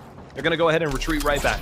They're a big part of how you like that mate meets their unsavory end, trying to get aggressive on that push when they didn't need to, and suddenly the home is opened up in Lava Siphon. That building that previously you like that mate were holding down, absolutely vacated right now, and it opens up for yet another team like Benchwarmers perhaps to find themselves a little bit of safety, a little bit of solace before things really get nasty. With 15 squads left, that incoming 5th zone, that is going to be a scary one.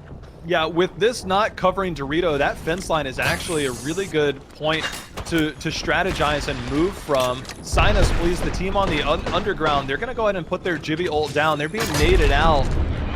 They're going to try and hold defensively here. This won't be easy for them in the long run. There's only so many teams that can push this, and it is going to be XD, the team above them. But look for Benchwarmers. If they're not looking to find their way into a building, they might try and poke their head over at XD, who's holding this corner. Right now they're going to continue laying down the shots when the Gibby defensive bombardment has worn out, still finding a lot of damage. Although Renegade does need to heal before he gets lasered through by a potential third party, as a lot of teams are going to be looking to move a little bit more northerly. But Sinus Please and XD, they've got some of the most north spots in the lobby. Not a whole lot of people came from above them and ended up staying there, and Deuce Night out. They have a lot of ground to cover themselves. Haven't lost a member just yet. These nades are scary, man. For them, they are sitting in first place, but only by, or excuse me, in second place, and they were behind by 1 point. They are the kill leaders and the KP leaders so far in the game. You know they'd love to put some placement alongside of that. 3 death boxes in there. It gives them a little bit of loot before they go in, but they do have to rotate into that main building on the left. The one in the middle, much more difficult, as there are teams that will not let you in, and the available space there is not very much. So for them, they have to contend with a team like Buff Pathfinder to now try and move into that main building. Zone's closing, man, and it is now or never. For some teams, it is going to be both, as they may not be able to make the cut in here, but with the help of the Kraber, Noble should be able to at least gatekeep a few people from being able to get inside. Nice use of the Nox gas, buys some time. Benchwarmers, they're making their own creative way up, looking at a crane that definitely is housing some unexpected folks. Yeah, they're not going to last for very long. They might have to force this fight with Benchwarmers, who ended up in this building for almost for free. They now are on their roof for Benchwarmers. They want to get good positioning. They need the KP. It is Wash that is on top of him. XD, the team in the tunnel. So these teams have sight lines on each other. Who's willing to commit? And will that open up the opportunity for Benchwarmers to come right out and get some free KP on the people that are right beside them? And right now they are coming out to get those shots, Dia. It's great damage, but it doesn't find a knock just yet. Sleepy Panda and the kill feed for Absolute Monarchy is finding some, but Wash still don't have a place to stay, and they make the desperation call. They're pushing it on Benchwarmers, but they are going to pay in a huge way for that. My God. I mean, they had the jump on them with the L-Star, but the focus from Benchwarmers, I mean, you want to talk about a team that falls flat real fast? That was it. Meanwhile, that's going to be Stomps. That's actually going to be the Thirst on that, not necessarily their KP. Absolute Monarchy still in contention. Dude's Night Out, Noble, all of our top teams are still here. We do have one more game to go, but this is a way to create some space and a little bit of breathing room going into our final game of the day. Ooh, looking for that cheeky angle, looking for the one shot that would put one team's dreams to rest. As this cart, really, really nice to hold. The RV, a safe place for the Pub Stars, who have once again swapped up the composition. Valkyrie, Gibraltar, and Caustic is very, very different from the Rev Octane we were seeing earlier. This zone on that corner is going to be utter chaos. Sign us, please. They might still be alive. That team that was underneath the staircase. That actually is a pretty good spot for now. But there are 9 other teams that want a piece of that, trying to portal into that pipe for some cover where Noble has found themselves. The longbow's going to tick for 60. They're going to keep an eye on the truck on one side, communicate on the other. Everybody has to move in a very tight spot now. They just found out that they were sandwiching themselves, and it might have been a little bit too late. Gippy Bubbles goes down as they scramble for positioning, but this is not a good place to be. With one team needing to push up onto you, this Graver shot has to land, and it's not going to. Noble still have a little bit of a reprieve here, but like you said, this corner is chaos, and XD are in a great position to capitalize over in the corner. Noble managed to survive for now, picking up the kills, as it's going to be Pubstars taking out Benchwarmers at the same time. Everybody in the lobby is throwing themselves bodily into the fight. An absolute monarchy. They're coming out on top, but for how long? As they end up almost losing everybody, still surviving, and Noble somehow keep themselves in the game. This is going to be huge. This is going to be lots of KP here for Noble as well. They're going to be able to clean this up, and they do get that. That is more KP for a team that has not generated a lot so far. Dude's Night Out down to 1 member. At least 8 KP for them. What is the best place to hide? Right in front of your enemy, says Dude's Night Out. Meanwhile, in the tunnel, this is going to be Pubstars, who recently picked up some KP, is going to get a little bit more. But it's Noble who's the team that now has nobody at their back and a lot of KP in front of them. 3 teams remaining, and we see Pubstars up in the tunnel. We see Noble over here. Who's that third squad? Who is the mystery element here? We'll find out soon enough, I'm sure. Ooh, Pubstars! They just found out it was Noble, and I'm not sure if they're going to be able to make the recovery. Holy moly, it's Lazarus, and that's looking like a pretty rough place to pull a game from. But hey, it's possible. Anything's possible. Noble pulling this and losing it? Pretty unlikely, though, as they end up full committing, taking out another member of Pubstars, looking for their third right now, and likely looking to close the game. They're looking for the rat as well. They're like, there's got to be at least one somewhere. They're looking around. They know that there's only 1 member left here. For Noble, this is going to be back-to-back victories. Oh, well, hold on a second. Pump the brakes a little. Noble loses 1 member, taking a lot of gas damage. Is that an opportunity for Lazarus to come up? Kramer shot. Is it going to be the final shot? So it's a 1v2 if you're on the side of Lazarus. If you're on the side of Noble, this is your chance. Kramer's going to miss. I mean, he's got white shields, Lazarus. It should be impossible. No way. It should be against all odds. No way. Noble, they're being forced into a corner right now. Not enough ammunition on the Prowler. He's popping the shield out for right now. He's just getting hard pushed. They know it's just 1, and Noble, they close this game out. Can you imagine? With every passing second, you have to think to yourself, wait a minute, can he do this? Yeah. And then the gas damage started to kick in. You got the knock from 1 member. That gas almost did enough, and it almost created a 1v1 Apex Legends where anything can happen, but very reminiscent to our EMEA games earlier.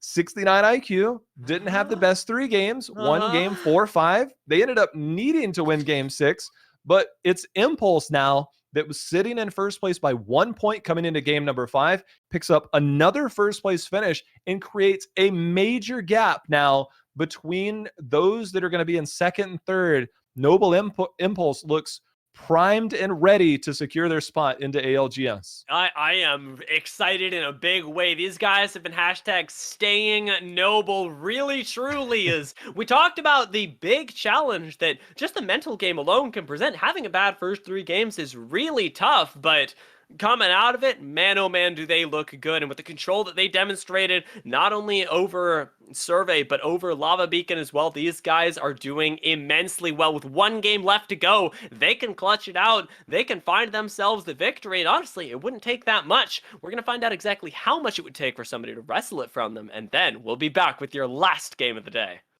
Neanderthal's a 2-person squad. They're just going to try and exist wherever they can. But as a 2-person squad, it's almost hard. If somebody comes kicking down your door, you normally have to vacate. The other teams that are holding position, it's a little bit easier for them. Wash down 1 member with the L-Star coming out here.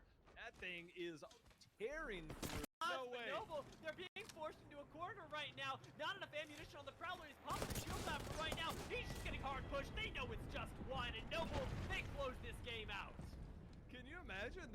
With every passing second, you have to think to yourself, wait a minute, can he do this? Yeah. And then the gas damage starts. We've seen a lot of zones in towards the eastern side of Lava Siphon. There's a few on the southeastern side of this that can also be more out in the open. It looks like CLX just trying to get to a little bit safer area. I take that back. They are looking to get into an aggressive position. That's going to be the death of Pistol. Long as they end up almost losing everybody, still surviving, and Noble somehow keep themselves in the This game. is going to be huge.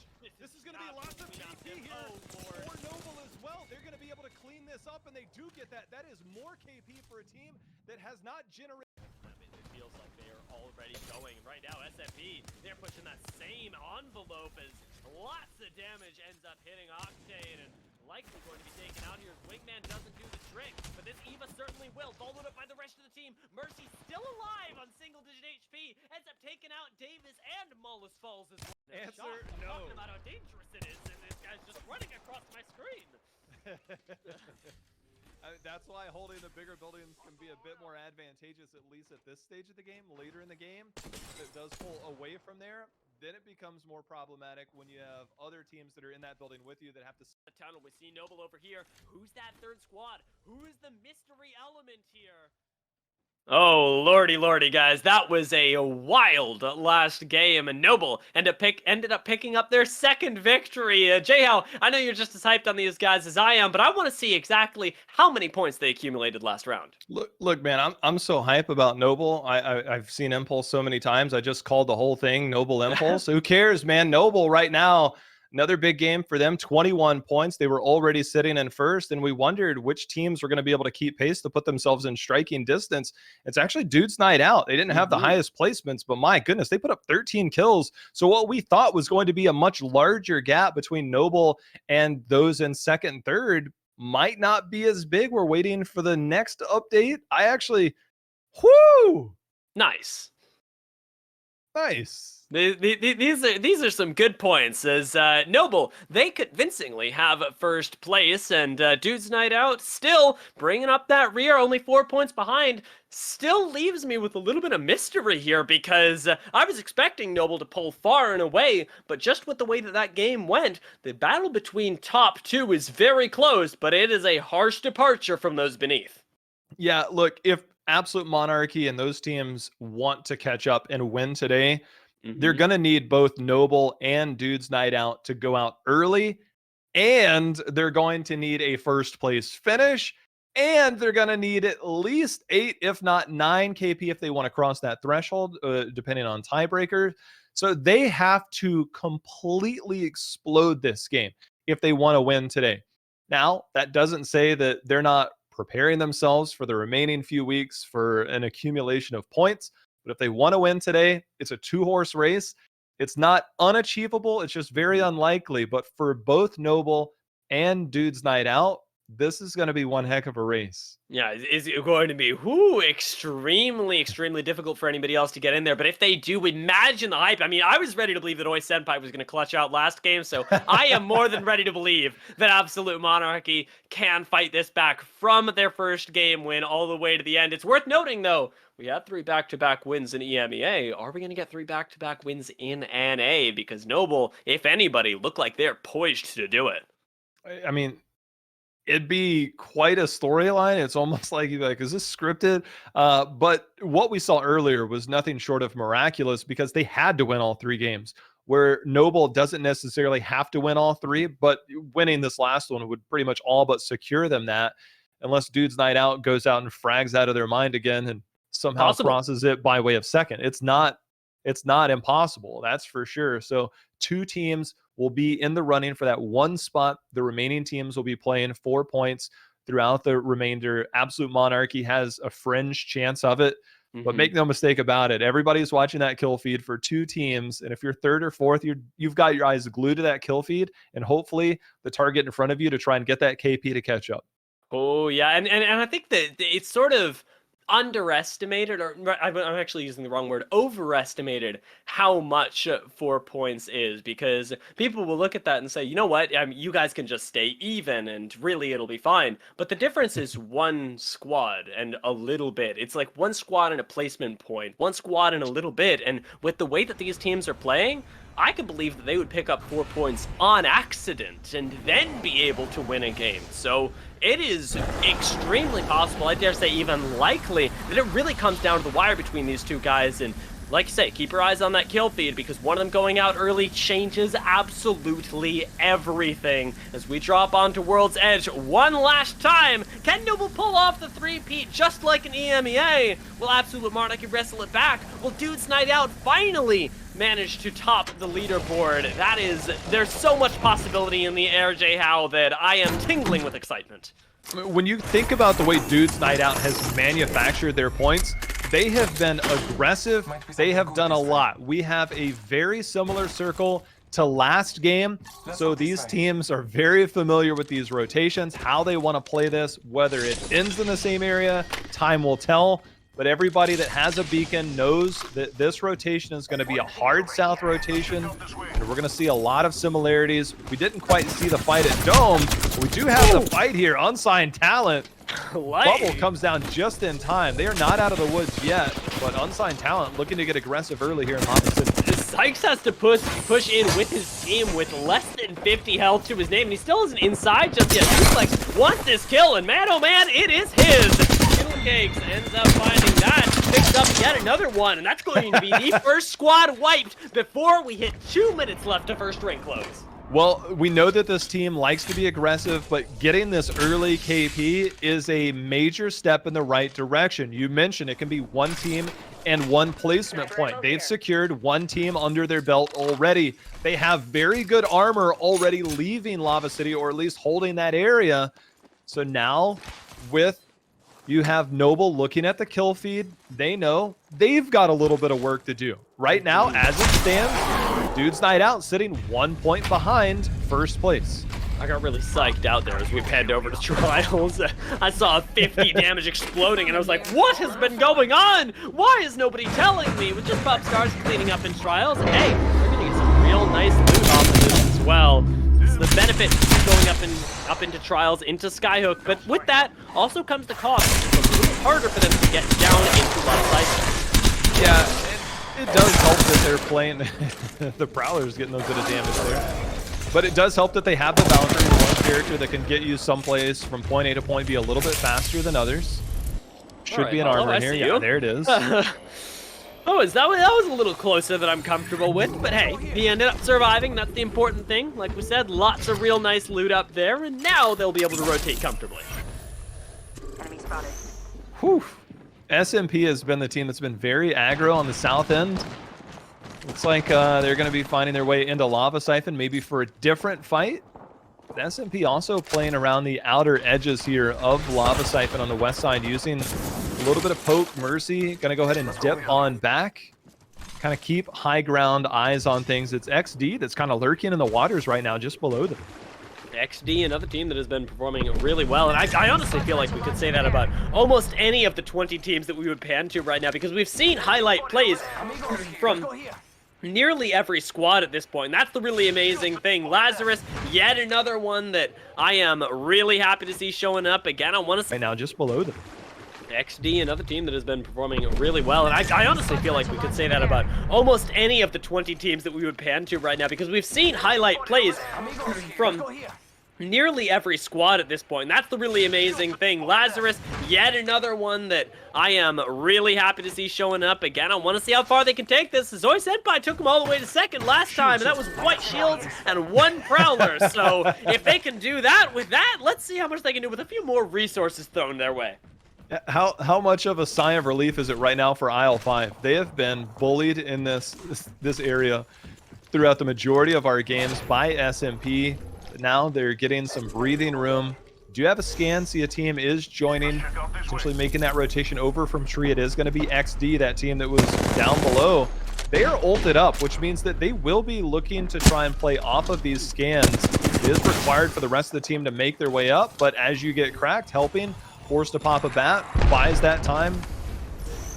for IL5. It's those initial shots that really do the magic there, that keep IL5 real safe, and it's sort of the mental warfare that ends up coming down. No matter how much damage you think you can land once you get there, getting chunked early, especially when you have very few shields to work with, not going to do a lot for your confidence, as XD still appear to have it in spades, pushing up towards this northern end of launch site and wanting to wrestle this spot. They throw the dome in, and I like this aggressive move. We'll see if it pays off. When the bubble comes out, the guns come out, and that's going to be Trapper actually going to be the first one down. Finicky getting the knock, so you do have them. Finicky gets another, yeah. I mean, they could get third party here, but XD is actually going to go out, so IL5 finally seeing some success on their end. Third party is on the doorstep. That success might be short-lived. So it looks like IL5 has the legacy breathing down their neck and putting them basically where they've been the last few games, unfortunately. Yeah, it is a rough roll, but IL5 do keep hope alive in Finicky for now. He could go back to get those banners. I'm hoping that he ends up at least staying alive for a little bit longer. We've seen this team come back from what should have been death many a time, and definitely we're going to have Legacy MX likely going elsewhere, as I have not come to expect that aggressive push from them, and yet they pulled it off.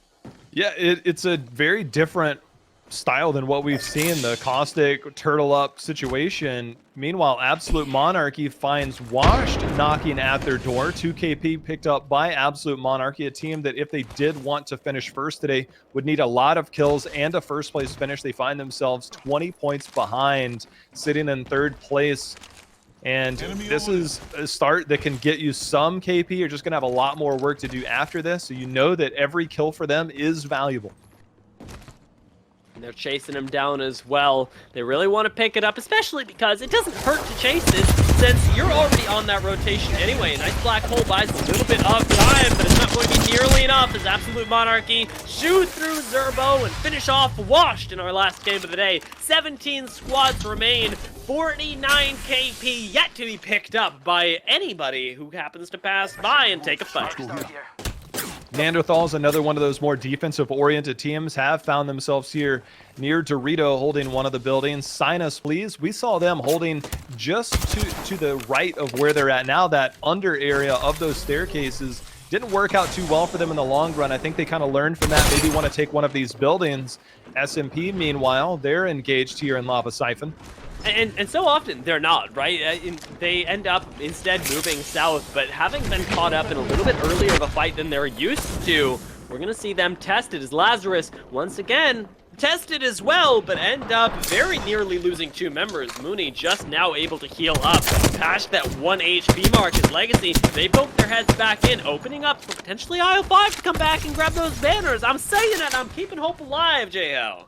Senpai ended up getting knocked there. Or was that Thirsted?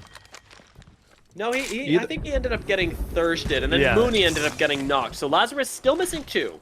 They're Mooney's dead. Yeah, Mercy only it was kind of in the mix there. I was trying to read the kill feed as Mercy started to get active in there. It's IL5. Look at this. Down, but not out. They're getting very used to this res game. SMP, meanwhile, they're holding the southwest side of Lava Siphon and pretty well kitted to go into the later part of the game. And here's our look at the scan. Potential for a similar ending, but also covering a little bit more further west than we had before. Looking very similar to our game number 5. Really is. The big difference, though, is that Noble right now are in the center, and I wonder how much that shifts the game plan for them. We saw them playing the edge of Lava Siphon all the way in the north really, really well, controlling the rotations that came up from the center, able to fight a war on 2 fronts, and it seems like as much as they managed to come out on top of it, they don't feel comfortable doing that again, and instead want to wait to see which extreme the zone is pulling to and play that edge, especially in the last couple zones where they were almost denied the chance last game. But right now, we've still got a few teams over at Lava City that need to make their way in. We've got the respawns in the bottom side of the map. IL5 is back. I mean, they just, it's like a zombie that keeps coming back. And I want to commend Noble. They played in the middle of Lava Siphon zone last game. They're in a slightly different position this game, but they are putting themselves in first place now by about 1 point, updated as best we can.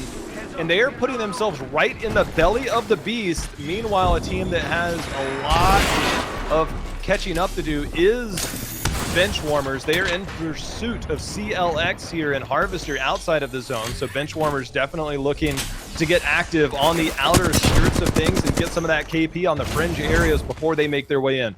Doing beautifully right now and likely going to end up picking up these kills as the movement is just a little bit too smooth and the hits are really coming in. Benchwarmers do lose one. Are they going to lose two right now as Madness is actually burning down? The call is to disengage CLX. They're still going low. And it's going to be CLX that somehow actually manage coming out on top.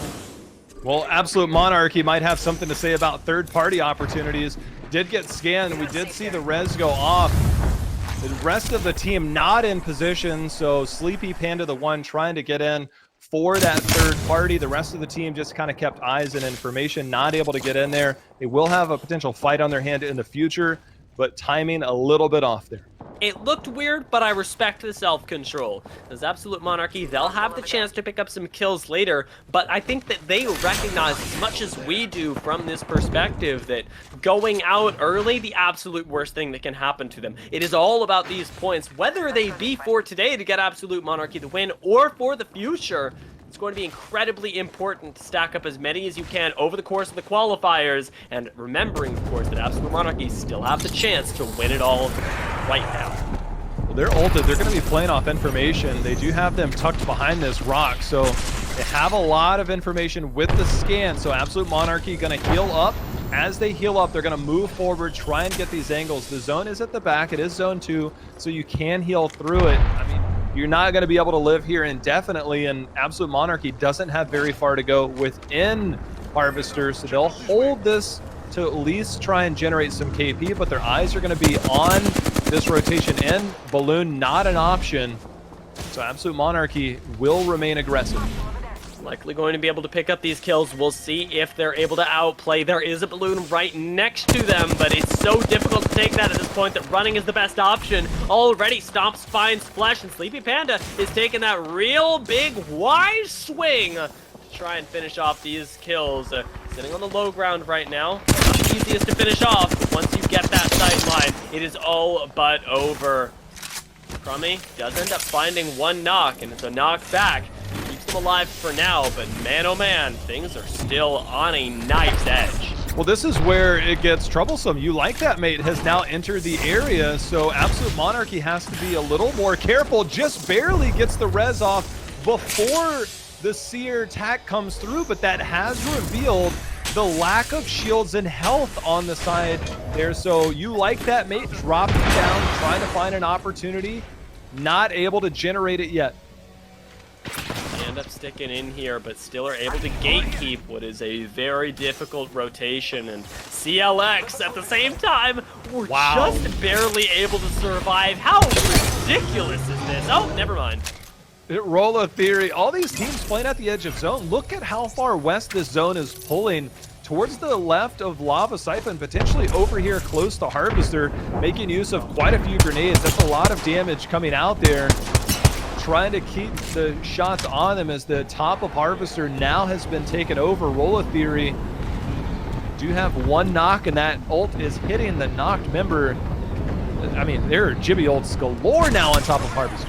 Yeah, oh, there we go. Nice shot from afar as well. Ends up getting another knock. So 2 KP actually coming from all of this. Maybe even a third, but as that last member drops down to the low ground, we'll see how this ends up working out. Seems like Pub Star's waiting on the outside here as well. Everybody is looking over by a Harvester, and that is not the game that I expected to see. Yeah, this has potential to pull towards that west side of Lava Siphon, meaning the bridge is going to be a big point of contention for a lot of teams. And, you know, these zones that we saw in, less and less likely to be on this side. We know that Noble is one of those teams in Lava Siphon. We haven't really seen a whole lot kind of unfold in the kill feed. Remember, it is mainly a 2-horse race between Noble and Dude's Night Out. those are the two teams that have potential to get first place and secure their spot in ALGS. Here's an overview of how that looks. Dudes Night Out, not just yet even. They need one more KP, and then we're fighting from a just straight up who can do the best from that point. Right now, Noble are technically still in the lead, and that's the thing that we're keeping our eyes on, is how thin that margin is and how much it gets mixed up here in the end, especially as the placement ports are starting to come in and make this game a little bit more volatile. Well, Dudes Night Out has a really good position. We now have a look at the next zone. It will be on the left side, the west side of Lava Siphon. And that corner area between the mouth of it, the big building, those are major points for teams to hold. Meanwhile, SMP, team that's been very aggressive throughout a lot of our games, making it here, trying to get some KP of their own. Presley will take care of one, and that's going to be 2, down to 13 squads. There go Neanderthals. It's unfortunate. I hate to see them go out like this, but it could not be avoided. It's Aisle 5. They need to avoid destruction one more time as well. Taking a lot of damage. Z Davis is healing up right now. SMP really want these kills, and I'm sure that they're happy to see that, at the very least, Aisle 5 has found their way back to them. I mean, somehow these teams are drawn to each other like a moth to a flame, and they continue to find each other every game without fail. And SMP has gotten the better of it throughout the majority of the games, if not all of them. But it's Aisle 5 who is still here, does have some KP of their own. Meanwhile, we have to remember Noble was in the middle building of Lava Siphon. We had Dudes Night Out in that lower left corner. Both of those teams will have to make their way in. Dudes Night Out a little earlier than, say, Noble, but Noble might want to rotate earlier so they don't get pinched in that middle building. So both of the teams that are in the lead in the first and second spot, separated by 1 point, both have difficult rotations, and either one of them could go out as Zone 4 closes going into Zone 5, because the one near Dudes Night Out has those boxes, and there's not room for several teams to hold that. It's going to be difficult. Dudes Night Out, big rotation coming up. Town's not big enough for the both of them. Let's see who ends up suffering, as taking a look at that mini-map has never come at a better time. You can already see the rotation has, interestingly enough, already come in, and you like that, mate. Holding out underneath here leaves me wondering where on earth Dudes Night Out have managed to find themselves. Popstars wondering much the same thing, are playing around the edge of the circle, making sure nobody else comes in behind them, and I like this look, but they're still going to need to give up their ground soon enough. Dudes Night Out did make it to those blue boxes, and that can be kind of ape mode for several teams looking for a place to collapse on, a home, if you will. So they might be contested on those boxes. That is where they are going to try and get their first place finish, get some KP, and more importantly, the placement points that are vital to their success. Stars is setting up for that rotation in the meantime, as they're yet another squad that I'm sure wants to get as many points as possible, with no doubts in their mind that they can qualify. The question just being how many points they'll be able to stack up this week moving into next, and whether they'll be able to wrestle that first place spot away, as everybody is thinking that, especially as we get later and later with still 13 squads left between Zone 4 and Zone 5. It's really going to be that explosive part of the game. Nice Nox gas. Keep in mind, this is almost a mirror of our last zone. Instead of on the other corner, it's on the western corner. Noble actually has one member go down from SMP. That is big right now. Noble has lost Rack, and they have to survive that. SMP very aggressive in there. We'll see if they can get that member back up, as there are still 12 teams left. Placement points are not quite here. That is big. You can't lose this just yet. Noble need to hang on for as long as possible, and I don't know whether they continue to take that fight. It seems like they've gotten him back up. We're gonna have to pan over to them, over to Dudes Night Out as well as Absolute Monarchy. They still want to wrestle this game as well, but they don't get that knock. They don't see that KP continuing to come in, and it's still a pretty low kill game for them. I mean, these teams are all going to have to climb the same wall. It is going to be utter chaos, as 12 teams are about to drop down by several numbers, as we are round 5 coming in. 30 seconds from this closing, and real estate is going to be lost on all of these teams. You like that, mate. Poking their heads up, but watch the kill feed for Noble and Dude's Night Out. Roll of Theory is holding up here with the Kraber as well. Playing spoiler to everybody. They get tagged by the longbow, poke their heads out, miss the Kraber shot, and might just go out here as McNuggy almost gets taken out, falls right into the waiting arms of another, takes the portal to the edge of the ring, and now is trying to find his way out with the Mastiff. He's going to be taken out by Absolute Monarchy as we watch that kill feed, and we see the kills rolling in for Noble. Make that one, and they depart a little bit more from Dude's Night Out. I mean, oh, they are under assault. They're trying to play underneath and below. It looks like they might have found a home, at least temporarily. But now looking down, Buff Pathfinder, the team with the high ground. Meanwhile, Sleepy Panda gets a knock in the kill feed. Stomps ends up going down. Noble finds yet another kill, and right now holding on to the lifeline of Lucas. Is it going to be enough? They still need to heal up right now, and oh, they get taken out! It's going to be Stomps finding that kill, and Absolute Monarchy, they're in the position to be able to take this game, maybe even more, but they've got to contend with Dude's Night Out on the other side. Will they go out right next to each other? Are Noble and Dude's Night Out, the lovers they are fated to be? We'll see if Dude's Night Out can survive. The bubble ends up going down, buys them a little bit of time to reset. They haven't gone out yet. Dude's Night Out has managed to get top 6. They have a couple of KP. We did see Noble had a couple as well. Yep. So this is very close. We don't know the exact numbers, but for Dude's Night Out, they came in 4 points behind. They seem to be scratching and clawing their way. They will have to crawl over this fence to get a top 5 finish and potentially secure their way into the ALGS. They look primed and ready here, Dia. Absolute Monarchy are chewing through the lobby as well. They very well could take this all away. Another bubble ends up going down. Dude's Night Out needs to survive. They lose 1. They lose 2. It's all up to Verholst, and he tries to get away using the Valkyrie. Has he managed to buy enough time, enough space to be able to survive and get even more placement points? We'll see how long it lasts, as he is the last member of the squad left remaining, and another Valkyrie takes to the skies, spotting him out from above. He made top 4. He made top 4. That might be enough to put them over the edge. See if they get the Valk ult themselves. It's on Absolute Monarchy right now. How many of these kills are they going to be able to pick up? Because it is huge for this team that very well might be able to take it all away from these two squads that have worked so hard all day. Absolute Monarchy could just clutch it out in the end. Sign us, please. Also doing remarkably well right now on gatekeeping multiple teams.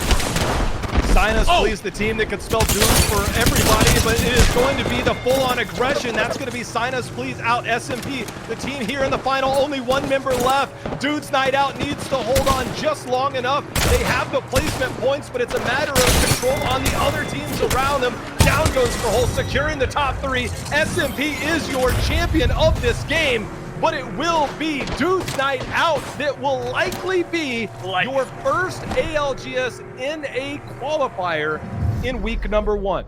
And that is exactly the thing, is likely. I do not know how that tally ended up working out. I suspect, much like you, that Dude's Night Out came up on top, but it is by the thinnest of margins here. As those placement points, yes, they're really valuable, but Noble racked up a surprising amount of kills in between zones 5 and 6.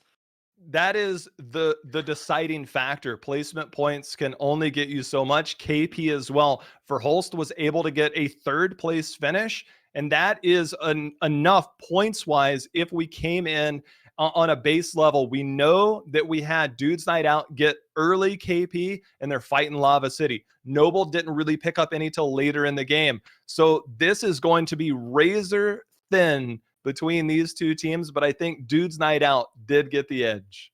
Hey, I believe with all of my heart, but I gotta say that up until the very end, I could never write it for sure. And that's the thing that I really love about watching all these teams compete, is that even at the end, I was expecting Absolute Monarchy to maybe be able to clutch it out as well. There's so much chaos in these final lobbies where everybody is scrambling for the top spot that it really is anyone's game, and the excitement was palpable. The tension could be cut with a knife, and we saw clutch performances from teams that I haven't seen show up all day in this last game. I mean, just think about Verholst there at the end. The lone member surviving. They needed needed placement points at minimum. I think they were sixth. There were 6 teams left when 2 members went down. The Jukes came in from Valkyrie, kind of floated above and around, dipped down, hid behind the staircase. I mean, you want to talk about, like, if this is a horror story and your job is to just stay alive, you just succeeded enough to save the day. That was the role at the time. At that point, it was all about placements. To climb up 3 placements off of that play alone, whew, I mean, you got to imagine hands sweaty in that moment. Oh yeah, and I mean, being able to pop the shield bat as well was like, I was convinced that in that moment he was going to die, but Valkyrie ends up providing a lot of utility as well, being able to dodge a lot of the damage that was coming down from Gibraltar. I mean, it was crazy, but J-How, I got another present for you. It's your second one of the day, because I hear we've got those stats done, and I want to see who landed where. I mean, I'm ready. Dude's night out. Last 3 games, first, Oh my god. third. That was their final 3 performances. Here's the tally from last game. Dude's night out, 10 points. Noble with only 3. They sat 4 points behind. Oh lord. Just a few points behind. And here they are. Dude's night out secures the first spot through qualifiers by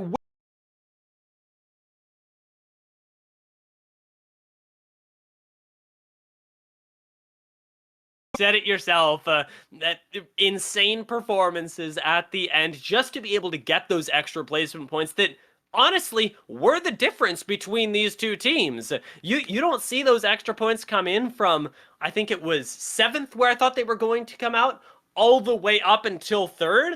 And 4 points melts away between your fingers. Noble end up taking the top spot. They were this close, and they're going to have the chance next week. And this time, they won't be facing up against Dude's Night Out, who have qualified to your Pro League. Yeah, I mean, that's the silver lining for all of the teams that weren't first, is that all of the points that you accumulate on a Monday performance do carry over to week 2, 3, and 4, and the top 16 at the end of those. If you did not win one of those weeks, that you get one of those 16 spots. We've got to imagine teams like Noble, Bench Warmers, those are pretty much locks. We know the consistent nature of those teams. There's a whole list that we could make from this as well. Absolute Monarchy had a big week for their own at 60 points. So those are going to carry over very well into our following weeks. So we know these teams more likely for ALGS, but there's a lot to be said about how much of a sigh of relief it is not to have to grind for 4 weeks, not to have to play in these intense lobbies. Yes, it's good practice, but putting my name on that ALGS contract, probably really good to get out of the way in week number 1. Absolutely. And I mean, you're still going to be scrimming with these teams. You're going to be keeping your practice up, but there will be a sense of relief that you know that you've made it to be able to play with the pros at the end of the day. And that's something that a lot of these squads still have to look out for. The pressure isn't over, but man, oh man, I want to applaud everybody that we've seen today, from EMEA to NA. We have had absolutely wild performances from teams all across the world, teams that we've never heard of before, players we've never heard of before, showing up on a stage that contains professional players, that people that have been around the scene for a long time and really able to tango. Amazing stuff from them. And J-How, it has been a pleasure to do it all alongside you. Yeah, this is a great start, I think, to an amazing 4 weeks. We do have a week off before week number 2 kicks off. So these teams will be able to adapt to the new meta that will present itself tomorrow. There's a lot of changes coming to the game. L-Star nerfs. We see some changes to Octane. We already saw a lot of teams today start to step away from the Octane, preparing for the new meta. And I think that was a good call by a lot of these teams. We've seen a lot more Valkyries. I've seen other teams practicing Valkyries, so that might spring up a little bit more in some of the games. Maybe some of the NA teams look at the way some of the EMEA teams performed, with cryptos potentially sneaking up. So different metas could be shifting, including new changes. And so in 2 weeks' time, we could be looking at a completely different meta, but we'll probably be looking at a lot of the familiar faces. Yeah, no, I mean, we're going to see how everybody here adapts to those changes as well. As adaptation, a really big part of the esports scene.